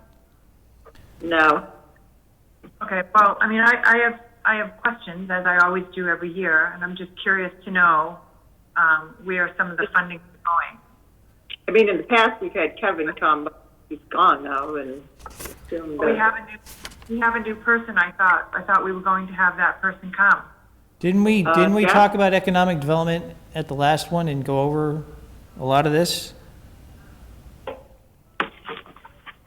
So I didn't quite hear you, but I was of the impression that, because you hired someone, you said, and I thought that person, a woman, I thought she was going to come and meet us and talk about our budget, no? No, we hired a young man, and I thought we reviewed the economic development stuff at the last meeting. That was Well, the we- economic development, but this is STA. budget, but this is the STA, so I know that some of the salary for economic development is in here. Yeah. But we have not actually done this Article 18. Has that person been started yet? I mean, they wouldn't He's be going to able talk start about this June. anyway. He's going to start June 1st, but he's probably not going to be in position to answer any detailed questions about specifics. Right. I'm The curious. chair, who the put chair together is, the budget? the chair of the STA is willing to come to the meeting. He asked me if you were coming, and I told him you all voted on the economic development budget last time. I didn't know you would want to have another session on these topics, so it's up to you all. Well, they usually come before us to talk about the STA, yeah. Can we hold on this and see if they can come, Kathy? I don't mean to be difficult. Yeah, I don't even know who the chairman is. I guess we'd have to find out. Fine. It's the same, still it's the Brian? same chairman as last year, Brian Amity. Yeah, that's Brian. All right, who has that contact information? I do. See if he can come next. Do you have it, Jeff? Okay. Yep. All right, we'll pass over that one then. Article 19 is betterment. Is that going to change at all, Jeff, or is this the same? It'll change, or I'm going to recommend a change, yeah. Has the, And Jeff, have you had an opportunity to look at my comment about changing the wording of this to be consistent with SATA and the water and sewer? So instead of voting specific line items, we vote a budget and give an estimated budget which lists the items to give you the flexibility to move things around during the year? We had a conversation with the town attorney, which we would be happy to cover when you work the article. Well, we're there. well, we are there. We're at the betterment, Article 19. Well, it's going to change, so What's the change? And I don't recall what is Mike talking about? So I had raised a couple meetings because the way this is voted, we're voting very specific expenditures. So Right. if something doesn't get spent for some reason, you decide not to buy the ventilation saw, then the money gets turned back into the fund, then we get then we got to split that money 50-50 with SATA again. So I was asking Barbara and Jeff to look at whether we have the flexibility to rework the article very similar to the SATA article, the water and sewer articles, where we asked to appropriate $176,364 or take action there too, and then put the words estimated budget, where you give town meeting the idea as to what we're going to spend, but if we don't buy the ventilation saw and we decide to do something else, we can spend the money and not return it and lose 50 cents on the dollar. Who would be responsible for adjusting those numbers? I would assume that would be the Betterment Committee, since they vote how the money is spent to make those recommendations. I assume they will go back to the Betterment Committee. Yeah, but they're not the people recommending article, it's the Board of Selectmen. So I would have a real concern if it went to the Board of Selectmen, because then if you made it estimated, and there's one pet project that 3 people want, and all $176,000 went to a pet project. Perhaps we should find out what town council said. Did they give a definitive answer, Jeff? Yeah, I can actually start to address that if you don't mind. Sure. Okay, so Jeff and I did speak to council, and we reviewed the special legislation regarding the betterment funds as well as the SPA. And specifically in the special legislation, it says that the Betterment Committee shall recommend to the annual town meeting the programs or projects that basically they're moving forward for that fiscal year. And so based on that language, council felt, and I agree, and I believe Jeff agrees, that, the specific projects need to come forward. And so it would not be appropriate to use those funds for other sources that had not been moved to town meeting for approval by the voters. Okay, and I agree. I'm sorry, Kathy. And I agree with that because it's very similar to the way STA is written. I guess I'm confused as to why we would even want to do that because, if something doesn't get, it's specifically earmarked in Betterment, which is a little bit different from STA in that if they don't spend all of their marketing money, then that money, yes, it goes back to the town and then it goes back into the budget in the following year and it gets split by the 1/16, whatever the percentage is. I don't understand why you would want to change that in Betterment and why it doesn't matter if they don't spend the money. And I guess, Barbara, if they don't spend the money, for example, on the drone that they approved, which I understand they didn't buy yet, what happens at that point? Does the money stay specifically for the drone, or do they just cancel it out and give it back? Because if that's the way it's supposed to happen, then that's the way it's supposed to happen. I don't understand why you would want to move the money within those categories.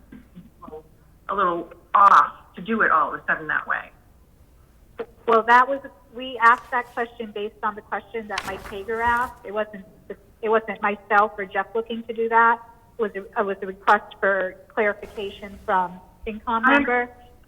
But exactly what you just said regarding STA, the same exact thing happens with Betterment. So if a project does not move forward and it specifically is not going to move forward, then that money would close out and go back into the fund that then gets split again the following year. Same thing, if a project came in under budget, whatever is left over would also close back out to the fund with, the general fund and then split out again between SPA and Betterment the following year. So, as you're aware, there's a few of these accounts under Betterment that we do carry forward from year to year because the intent of them is to build up the budget until we have enough funds to do the project that we're doing. An example of that is the gear for the fire department or the wayfinding improvements, and also the sidewalks. Those are 3 of the projects that we do carry from year to year. So we're looking basically that this article would move forward exactly the way it has been submitted, but as Jeff said, there are going to be changes to this article recommended. So what you see tonight is not going to go forward, probably. And Charlie, that was my concern, that there's a pot of money at the beginning of the year. We get our piece, SATA gets its piece. Let's go back to the drone. We funded the drone. We were going to spend our money for that. We didn't buy the. Well, that $15,000 goes back into the pot and gets resplit. So we had $15,000 to spend. We didn't, and SATA got its $15,000 to spend. We didn't spend ours, so we're basically giving up half that money and handing over to SATA. So I wanted to see if we had flexibility to say, if the drone no longer makes sense for some other reason, but Betterment Committee or whoever has an alternate use for that rather than lose 50 cents on the dollar by not moving forward with something they thought they were going to do. And it sounds like you can't write the article that way. The SATA article changed a few years back, Joni. If you look at it, it's not a specific budget, there's an estimated budget in there. It gives them some flexibility, which we don't seem to have. But Jeff, I guess a way around that might be, this is the article we bring forward, but if things aren't happening and we have a special town meeting, partway through the year, and if Betterment decides, hey, we're going to fund a drone, but now, we have an alternate project, there may be a way to bring an article there where Betterment recommends a new project to town meeting and get town meeting vote. Don't need to solve that question now, but it might be an opportunity. So take advantage of special town meetings and not lose the money that's given to us and keep giving it back to the other side. Because we don't execute the budget. That's not the way the legislation has been written, though, Mike. I'm just, I just don't see where that. I don't understand why. I mean, that's the way it's always been. But I understood them to say that we have to bring specific articles. So we bring them. If they come back with another article to town meeting where the Betterment Committee recommends a change in the funding and gets town meeting approval, it's a possibility. But nonetheless, I appreciate the effort that Jeff and Barbara put into seeing how we can maximize the expenditure of these funds on the town side. Okay, could you, go ahead, Jeff. I would say that if there's a desire for future conversation on this, maybe once, we're through this COVID thing and before we get into the next budget cycle, maybe the Finance Committee wants to come back together and talk about bigger picture process issues related to some of these things and answer those questions or ask those questions. It may be an opportunity to flesh out some of these things for the future. So, That's a good idea. But in the meantime, when will you have the changes for the Betterment? Do you know? Same time next week. We're under the same clock. I need to get them to the Board of Selectmen too. So. Okay. And, so who's making the changes and what's driving changes? Well, as you know, these revenues come from hotel taxes, right? So. Yeah. All right, so let me finish. So although these monies are currently in the bank, we know that when we roll into fiscal 22, which is revenue that we're collecting now, it's going to be less. So if there are projects that we can do without for next year and save some money, that saves some money so we can roll into fiscal 22 and somehow make up some of the difference.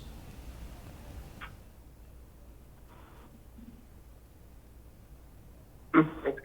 So you're saying don't expend the full 176, Right. spend 140 and let 36 roll over. Right. Okay. okay. All right, so we'll have that next week. Which from Mike's perspective is horrible because we're going to lose half of it. Yeah. And I don't disagree. And Mike, I don't disagree with you a bit on that. Overtime amounts. Right. Yeah, there's overtime amounts here that we know we're not going to spend because we're not having these big community events. There may have been some other funding things here that we know we're not going to do. So we either repurpose it in the new article or in the article here, or, if we're hoping it was going to happen, it gets canceled, can we repurpose it partway through the year versus give up half the money? I understand.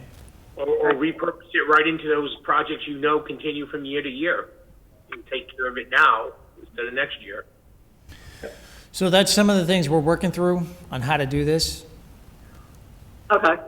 All right, so hopefully we'll have that next week. Are there going to be changes to the capital improvement plan, the next Article 20?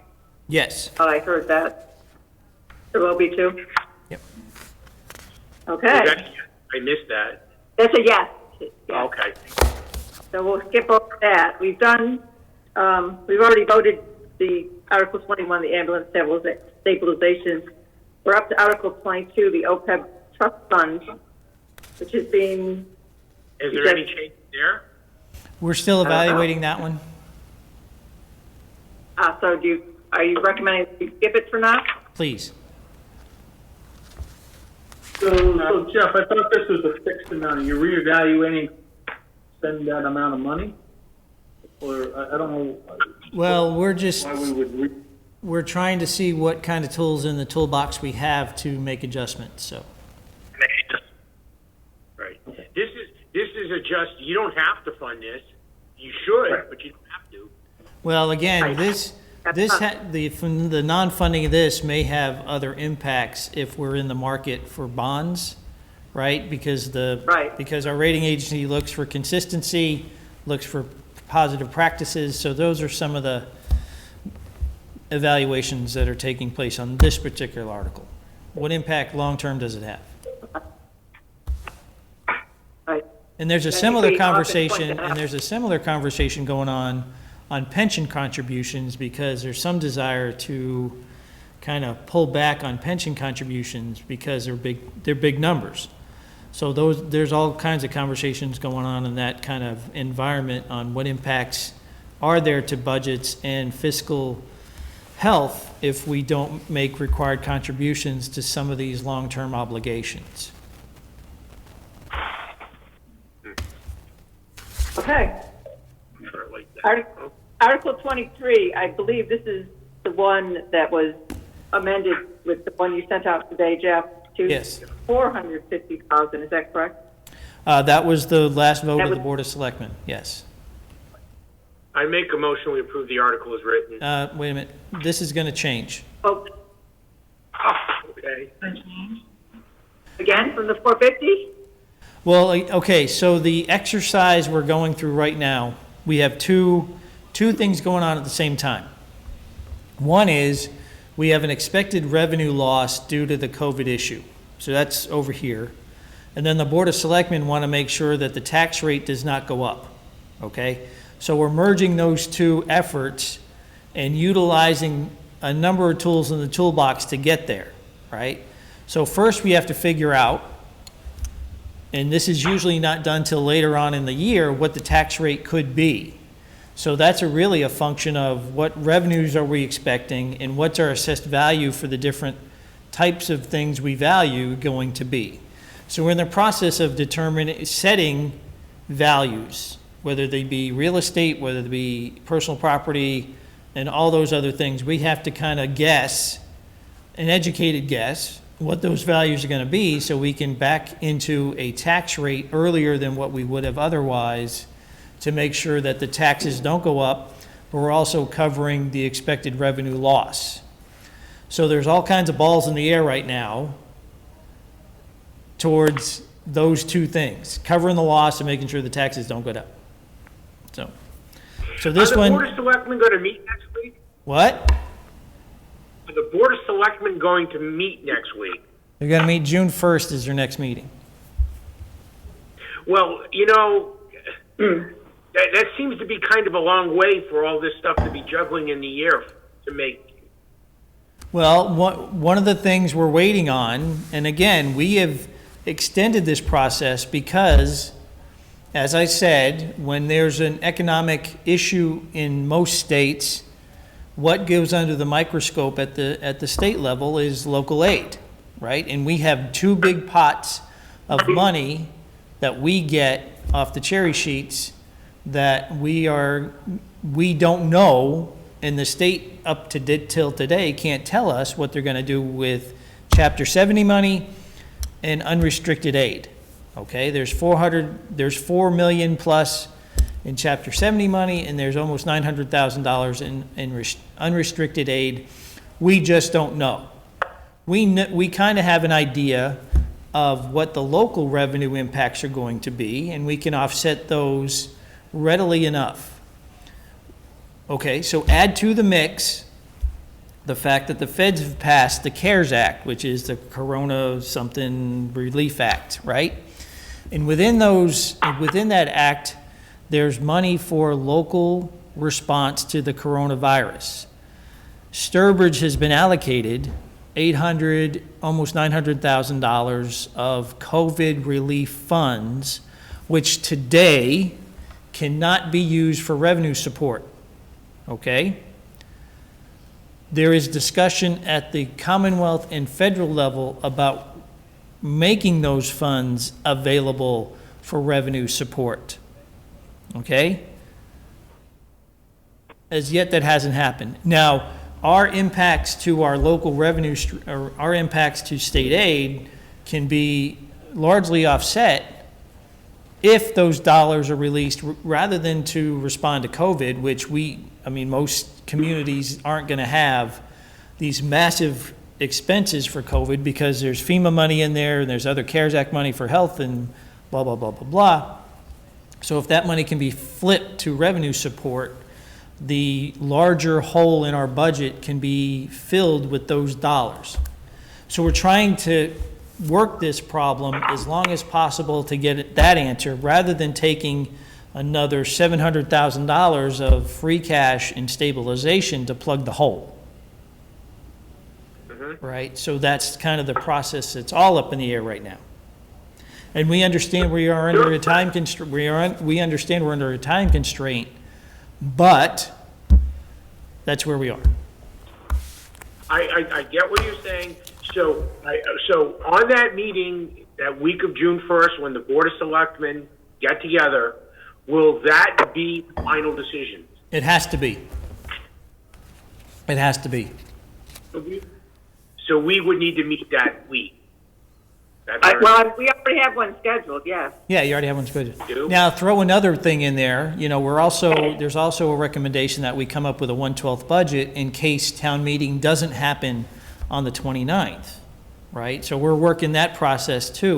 There's all kinds of contingencies, there are all kind of backstops, there's all kinds of secondary measures going in place all over the state. So we're part of that process, and we just ask you to bear with us as we do come up with the most immediate response to the most immediate question. Okay. Thanks for the explanation. That was good. Barbara, did I miss anything? Our approach in the past has been to get these things wrapped up, get them printed, get the books out, choose the pretty color for the year, and get it in people's hands in advance of the meeting, and that kind of drives our schedule.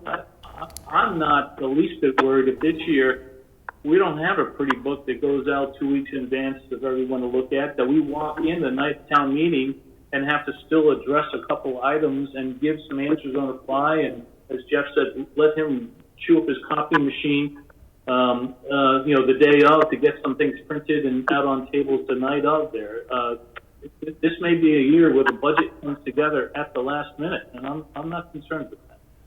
No, and I appreciate that, Mike, knowing full well that the desire of the community, and I think the community as a whole, is not to let the taxes go up, right? So we have to be as confident on the staff side in what the values may be, what the revenues may be, to make sure that tax rate doesn't pop. So I would just add to that one. I haven't asked that question this year as I have every year since, because I think Barbara and your other staff members have convinced me that there's too many variables at play at this time of year to come up with the math of by setting a budget with this amount and using this much free cash and this much raise and appropriate, that they can come back and accurately predict what the impact on the tax rate is going to be. There's too many variables. So if you can figure it out this year, just a heads up, I'll be asking for that math and that forecast in future years ahead. Well, the reality of this calculation is going to be, we won't be able to tell you what the tax rate is. We'll be able to tell you it won't go up. Those are two different answers. If we don't raise and appropriate any more than we did last year, we're probably assuming assessed values remain the same. Well, those two things don't happen. I just have from past experience, when we delayed our book and we went out 1 week before the town meeting, we got a load of complaints. I mean, dozens of people saying, you didn't give me enough time to study the book. So, and there's only dozens and dozens of people who truly attend every single meeting. So you know the crews that are really paying attention. We may, And hopefully they're watching our meeting or videotape, and they know what's coming their way and why it's taking so long to develop it. we may get a The last 2 document. years, though, I believe it's online before the book is actually out. So I believe that that's been true the last 2 years, that it has been posted online before the book has been distributed. So there has been that access. And I know not everyone has that access, but it is one way to get it. Jeff? We may publish something in advance of the meeting, but as Mike said, there may be a walk-up article that makes an adjustment to a budget item somewhere.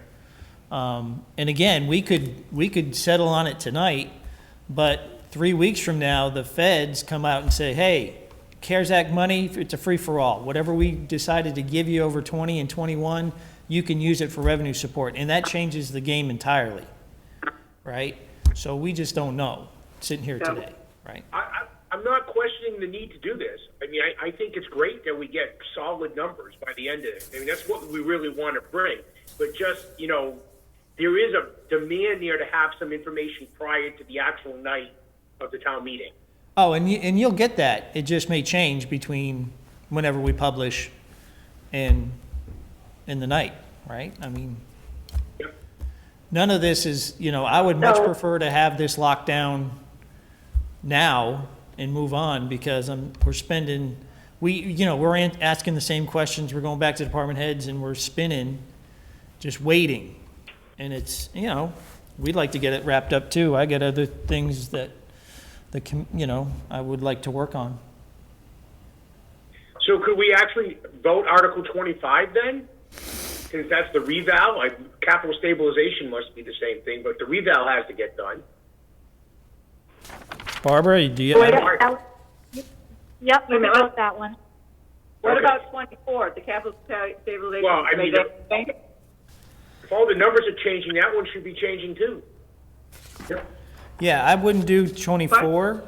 24 I would not do, but 25, 26. Yeah, We can do those? yeah. All right. So I'll make a motion to approve Article 25 as written. Is there a Mike second? Hager, second. Any discussion? This is an annual funding. In fact, hasn't this gone down? Didn't it used to be a little bit more, Barbara?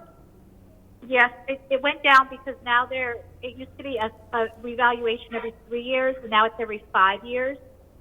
That's right, yeah. Okay. And we can use our drone soon. But Any discussion this you one? laugh, but the webinars that Ann has been on during this COVID pandemic talk about assessing by drone. Yeah. Oh, yeah, that's right. I think I remember probably her saying that, yeah. Madam Chair, my last Any, reval in Weathersfield, we used aerial pictometry in a software package that picked up changes to do our reval. interesting. All right, any questions on Article 25? If not, roll call vote. Larry? Yes. Jared? Yes. Joni? Yes. Jim? Yes. Mike? Yes. Kevin? Yes. Bruce? Yes. Kathy, yes, that's 8-0. Okay, moving on to Article 26. This is revolving funds, which is an annual expenditure. As you'll remember, the Municipal Modernization Act of a few years ago changed the process, so it's actually streamlined. So all we do now is vote the maximum expenditure in each category. We still get to report, though, with the balance, right? It goes in the back of our book. Yeah. Yes, I believe we do, yeah. So I'll make a motion to approve Article 26 as written. Second, Mike Hager, second. any discussion on this? Are any of these numbers changed, Barbara? No, they're all consistent with what they've done. Okay. Any questions, anyone? If not, roll call vote. Larry? Yes. Jared? Yes. Joni? Yes. Jim? Yes. Mike? Yes. Kevin? Yes. Bruce? Yes. Kathy, yes. That passes 8-0. Article 27. Will Water those be Department. changed? That's going Those to change. Those will be changing? Yeah, with the economy shut down, we've used much less water. So we're going to have to look at these numbers. Is that true for the sewer too, I assume? Yeah. Okay. What about the sewer project debt, Article 29? Can we vote that? Yeah, we don't have a choice on that one. Yeah. I figured. Kathy, can we just jump back to Article 27? I know that we don't have definite numbers yet, but one of my questions would be, and there's no reason why it can't be addressed in the interim, is why did the miscellaneous go up by $48,200 from year to year? I know the other stuff based on volume and so forth, but miscellaneous going up by that amount just piques my interest.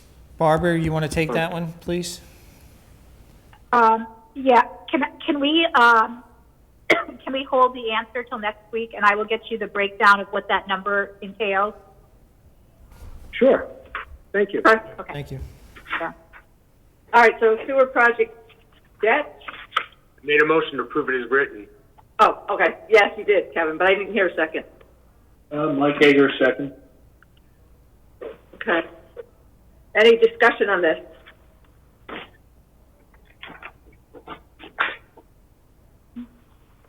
Hearing none, we'll have a roll call vote. Larry? Yes.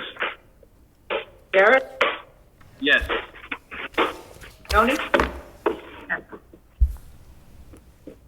sorry, Joni, did you say yes? I said yes. Oh, yeah, I can hear you. Thanks. Jim? Yes.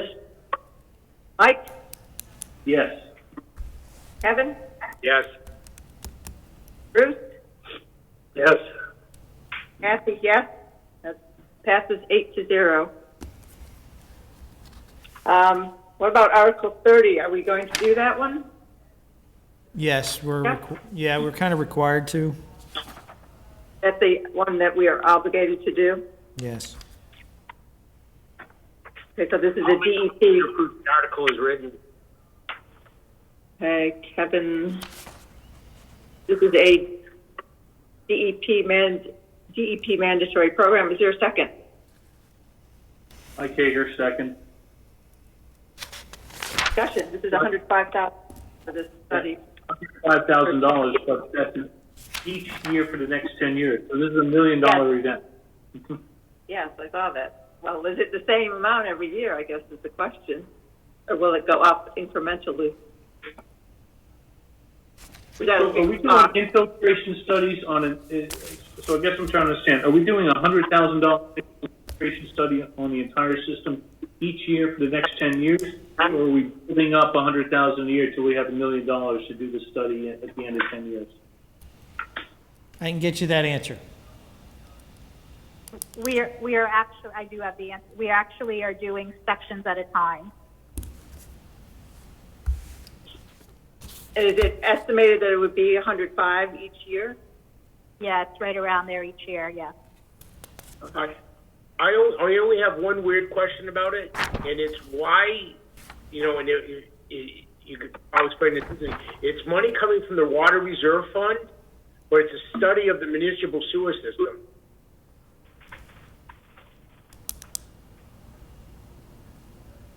Oh, yeah. So why wouldn't it be coming from the sewer reserve? You let me check on that, Kevin. Maybe we'll be changing the word water to sewer. Let me check, okay? All right, so do you want us to hold off then? Yeah, why don't you just wait? Yeah, that's Okay. fine. All right. I'll withdraw my motion. Okay. We'll make believe they were never made. Mike, are you withdrawing your second? I never made a second, yes. Okay. Thank you. Article 31, cemetery records management and mapping. Are we going forward with this one? Wait. Or are we waiting? Yeah, we can do this one. Okay. I'll make a motion to approve it as written then. This has always been our problem. All right, I'll jump in. This is Mike Hager. I'll second this. I have questions, but I'll second this. Okay, Mike, why don't you start with questions then? So help me understand what we're doing here. I think this is the type of thing that there's some organizations, genealogical societies and folks who come in and kind of help with, cemetery records for free in order to, help make them publicly available. So I assume that this is for just a software piece and you don't really need a lot of labor and ongoing volunteer support to do this. And I guess in light of, while there may be a need for this one, in light of, changing some budgets and trying to find ways to reduce our expenditures for the year to the critical ones, is this mission critical for this next fiscal year, or can we wait another year and do it a year from now if things are a little bit different? This is from free cash. I think it's acceptable to go ahead.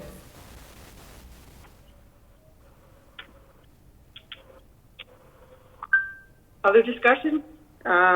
Anybody? Kevin? Bruce? Joan? No questions. Jared?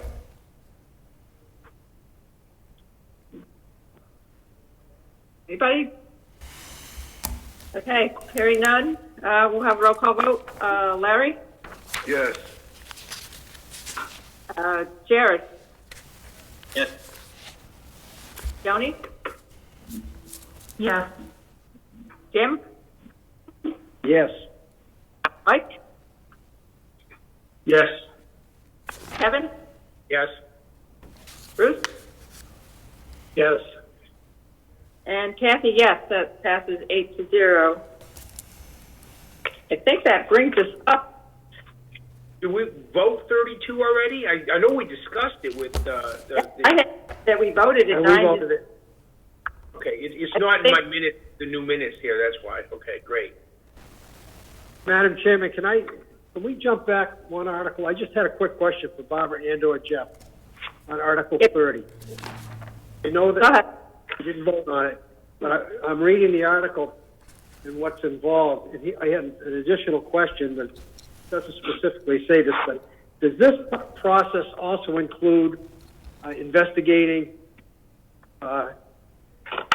individuals or homeowners who are illegally accessing the sewer system with, for instance, some pumps in their basement and so forth? Because I know that's a widespread problem in a lot of communities, and I don't know how bad it is here. But, again, you're not supposed to be pumping out your basement and putting in the sewer. So that was my question. Does this study involve anything to do with that?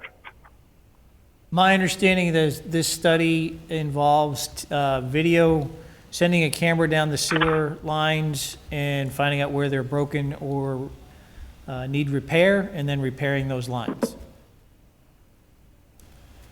So if someone's tapped into those lines with an illegal line, we would be able to detect that. We would be able to see any inflow to the pipes, yes. Okay. Well, I seem to recall this came up at one of the Board of Selectmen meetings, and Shane brought it up, that there was some of this activity going on. So We have yet to develop, this would address it. yeah, we have yet to develop a strategy to address that. Okay. Okay, I believe the last actually that we go to is Article 33. Yeah, I make a motion to approve it as written. Is there a second? Second, Bruce Boyson. Bruce. Okay, thank you. So this is a tip for New England Coal. Jeff, do you want to address this? I assume the Board of Selectmen has voted this.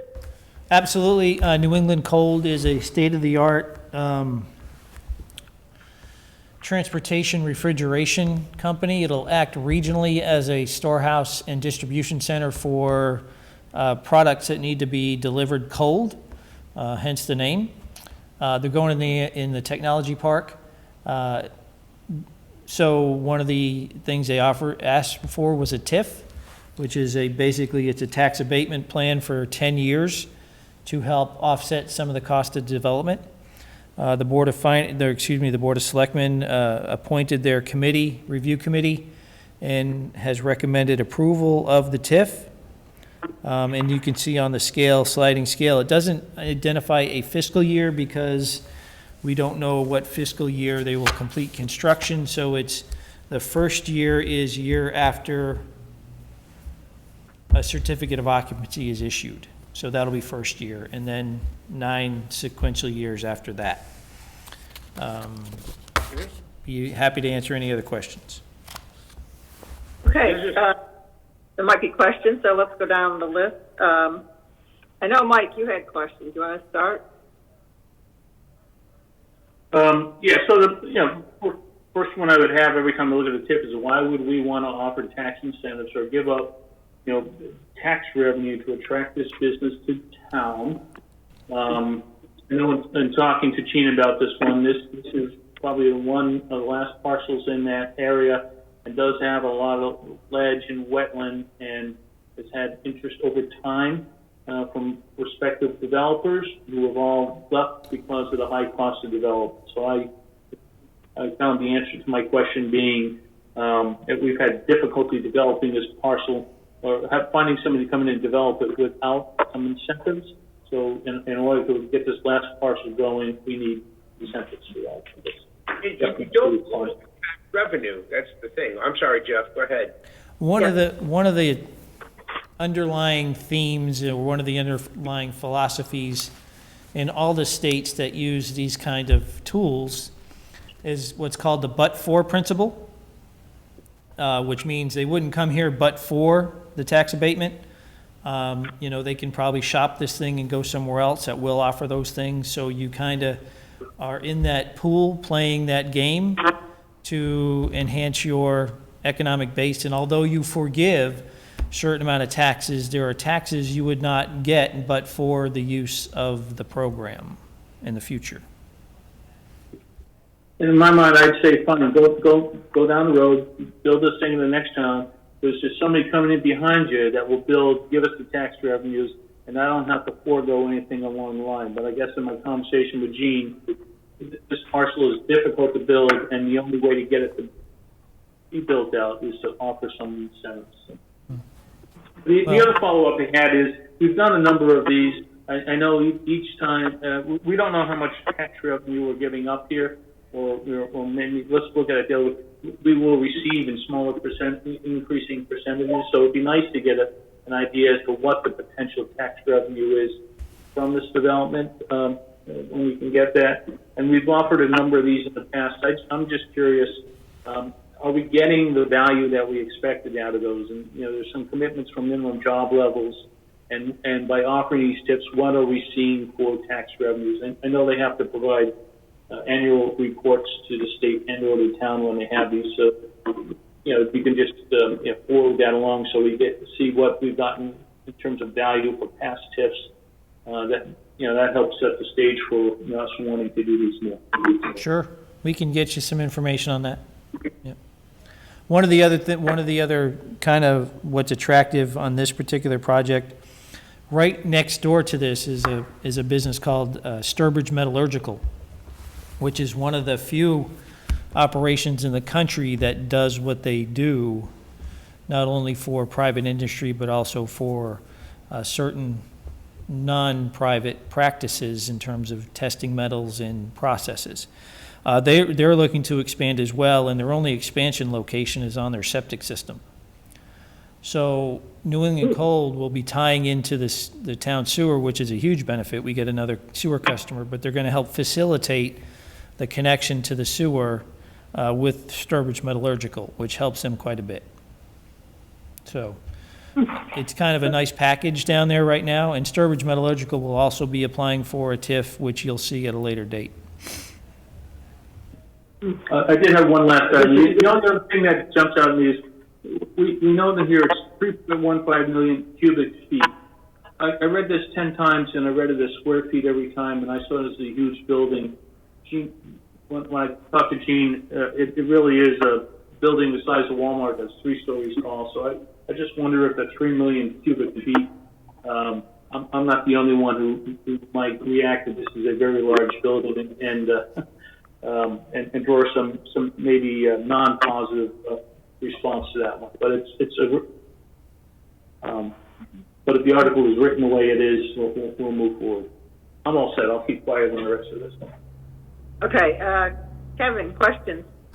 I can't imagine that this building would look a lot different than the one that the fire happened in Worcester, because that was Cold Storage Company too. It's basically a windowless building. It's a giant freezer.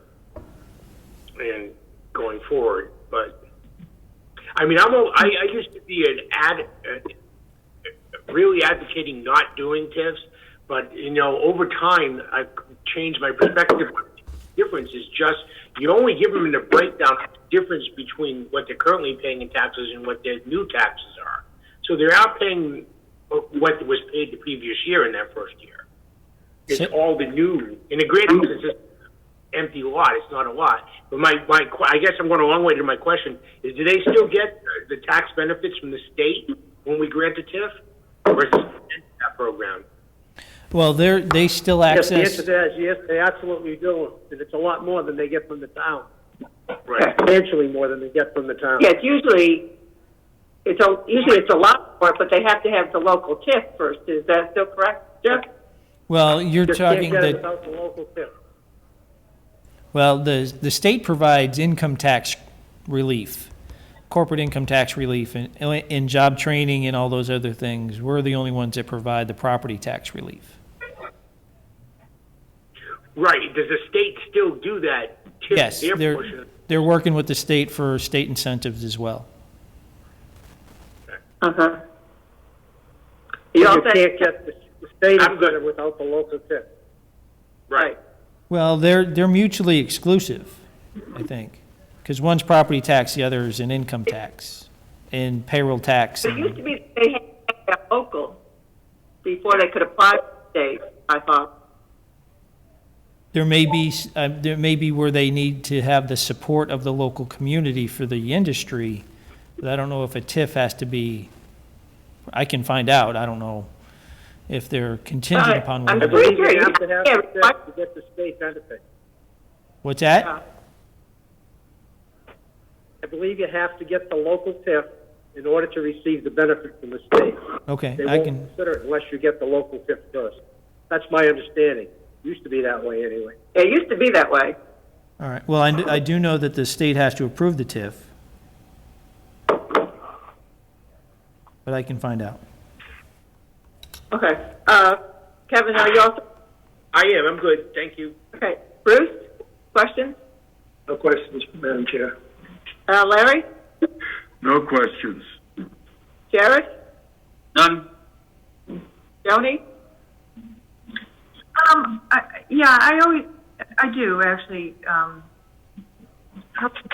than the others. I always get, I'm interested in tips, and I do have to agree with Mike, if we're giving up this tax, I guess I'd like to know how much that is. But also, I'm familiar with, what? I'm not. He's getting his file. Okay. Thank you. I'm not familiar with where this is. I'm just curious, because I'm hearing wetlands and all these other. It's in the technology park up. At the end of Fisk Hill Road, goes straight across. Right across, right.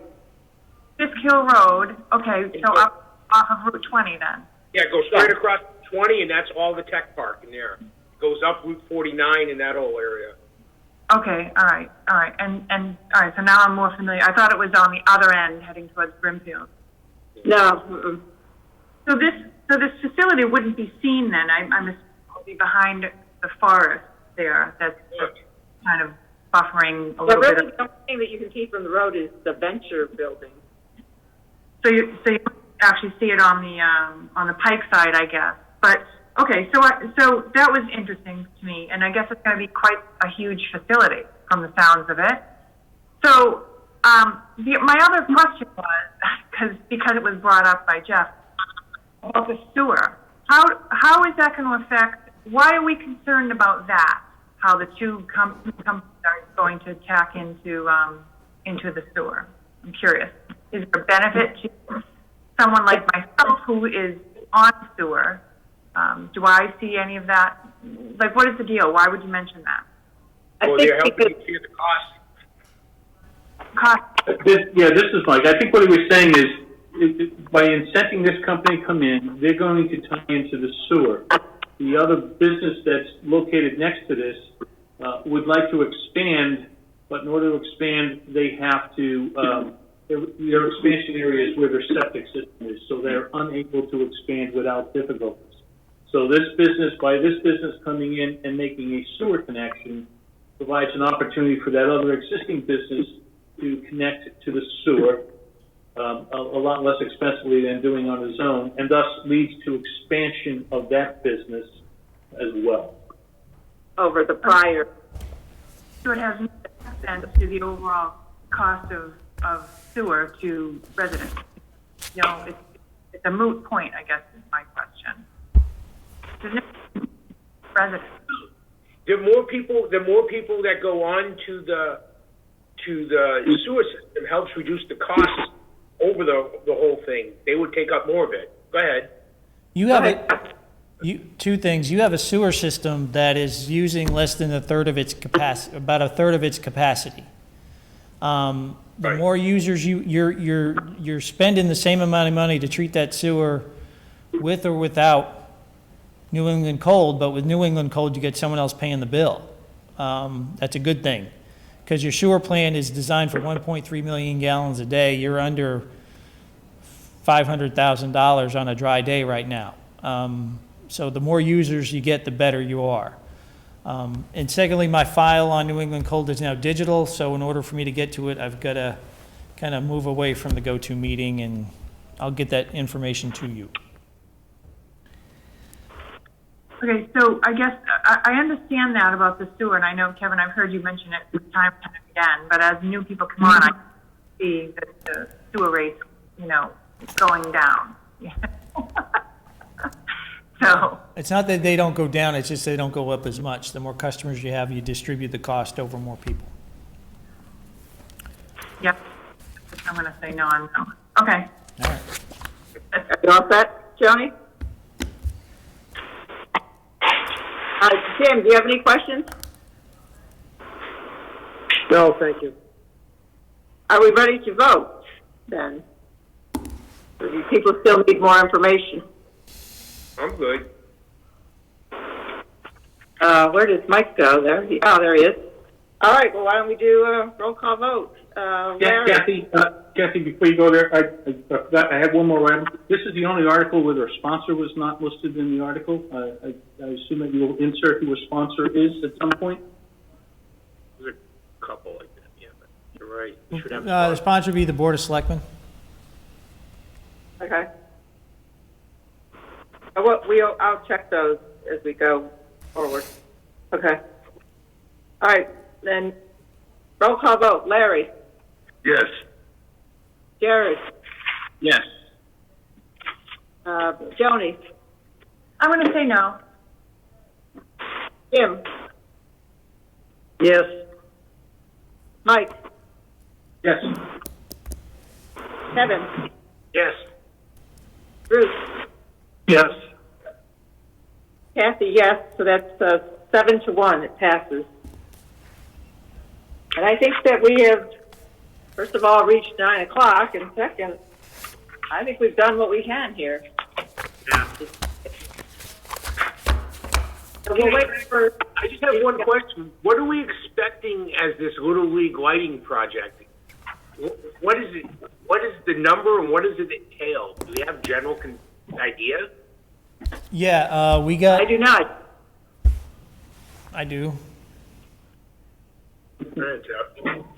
You know, we're going to add some money, probably, I don't know what the number is right now, somewhere north of 50 grand.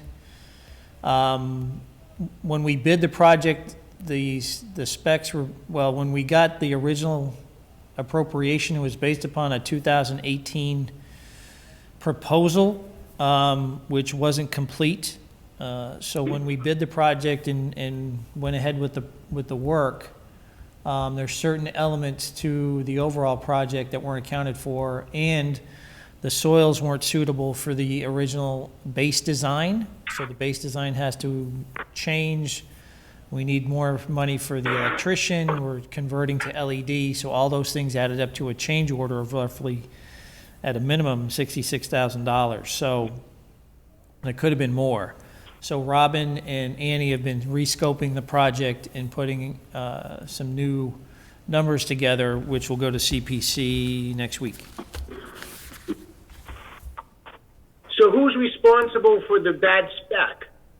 Well, it wasn't a bad spec. It was a proposal by a lighting company that they got in 2018. The expectation would be that the lighting company would give us everything we needed to know, but it just wasn't the case. So now Robin and Annie and will rescope the project. And I think that's the benefit of having Robin on board as an architect. She understands how to scope a project to make sure that estimates are inclusive of what we really need to get something done.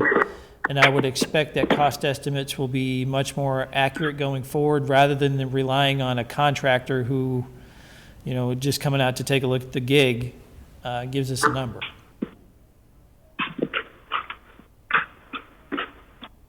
This is Jim. Can I make a comment? Because I'm the liaison to Rec. And Andy and I had this discussion a month and a half ago. And one of the biggest shortcomings in that bid was they recommended, in their bid, was metal halide lighting, which is a 30-year-old technology. And they didn't even talk about LED, which is a lot more expensive up front. But over the life of the project, it's a lot more efficient. It's got 9 to 10 times the lifespan of metal halide lighting fixtures. So it was a no-brainer to do this, and they really did us short shrift by quoting what I consider an obsolete lighting technology, given the difference between that and, you know, LED lighting. Now, that was one of the big things. There's no way you can predict that the subsoil is not going to take the stanchions, the foundations for the lighting stanchions. You do a course unless you dig holes. Yeah, exactly. You dig a hole and pull it You out. can't do that. But the lighting portion of it was really, that was not, I consider that to be contractor's negligence. Come up with an obsolete technology to light the fields. Go ahead, Jeff. Well, I think you're both hitting the point exactly, that having someone on board like a Robin, and Robin in particular, who's a licensed architect, understands what questions to ask and knows what boxes to check when we start doing these things. So we go into a project with a much broader scope and a much more detailed scope, so the cost estimate is much more accurate. Right. Yeah. So have we done anything yet? Has money been spent? Yes, $8,500 was spent on a soil study, which we own and will use when we rebid the project and publish with the new bid request.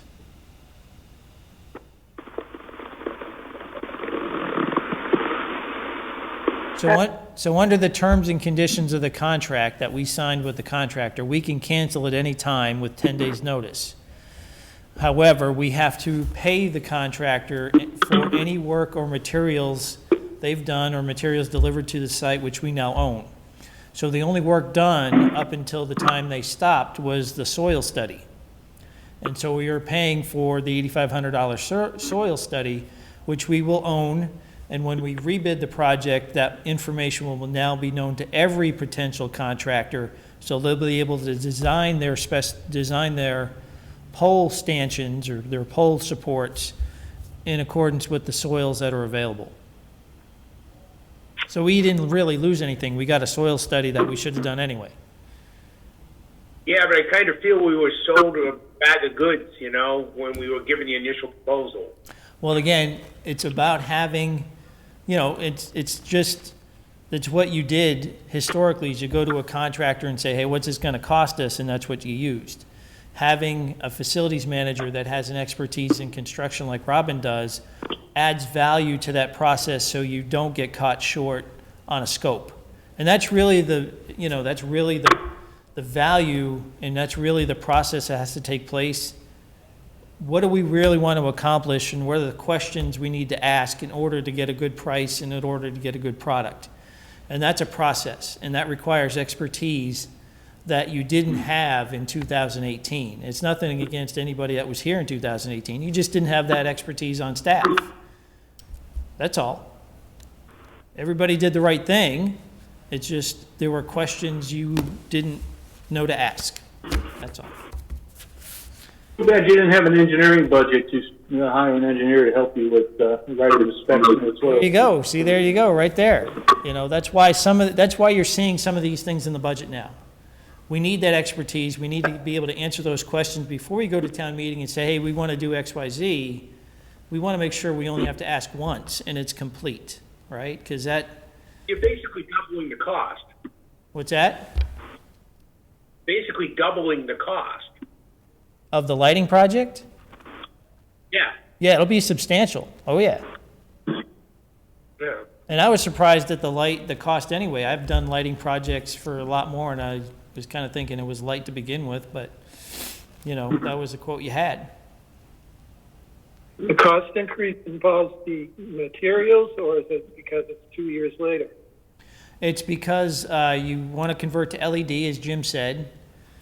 You have soils that need a different type of base than what was originally planned, and you have electrical costs that weren't included in the original spec. Thank you. Mm-hmm. All right, so we will see the CPC on Thursday and go through those articles. So, moving on, is there any old business? Oh, crap. Hang on. I had new business. I'm trying to remember what it was. Well, Oh, wait, I'm on old business still. No. Any old business at all? Otherwise, move on to new business. That's right. I didn't write it down. I don't remember it off the top of my head. I'm sure I can remember my next meeting. I did have new business, though. So this is, I don't need it tonight, but in one of our upcoming meetings, I'd like to get a feel from Barbara and or Jim, Jeff rather. Tax payments were delayed, sewer and water bills, all payments to town, people were able to delay those by a little bit. I'm trying to get a feel for, is that going to be a problem for us? It's one thing to have a 30-day delay in making the payment. The next issue is, people can't make the payment because of their work situation or whatever else. So I'm just trying to get a feel for, are we concerned that with these delays and or short-term inability for people to pay, we're going to see some shortfalls, and at what point does it become a problem from a cash flow perspective for the town? But you could do that at a future meeting. Okay. Yes. Any other new business? And although I got the minutes, I got them too late to send out, so we'll do those next week. I never sent them out. Is there a motion to adjourn then? So moved. Is that Kevin? Yeah. Okay. Is there a second? Joni I second. take second. Let Joni Joni? second. All right, Joni. Roll call vote. Larry? Yes. Jared? Yes. Joni? Yes. You already leave? Jim? Yes, absolutely. Mike? Yes. Kevin? Yes. Bruce? Yes. Kathy, yes. So we are adjourned at 9:11. See you next Thursday and have a good Memorial Day weekend. Thank you. Hey, hey. Wear your mask. Yeah, wear your mask. Bye.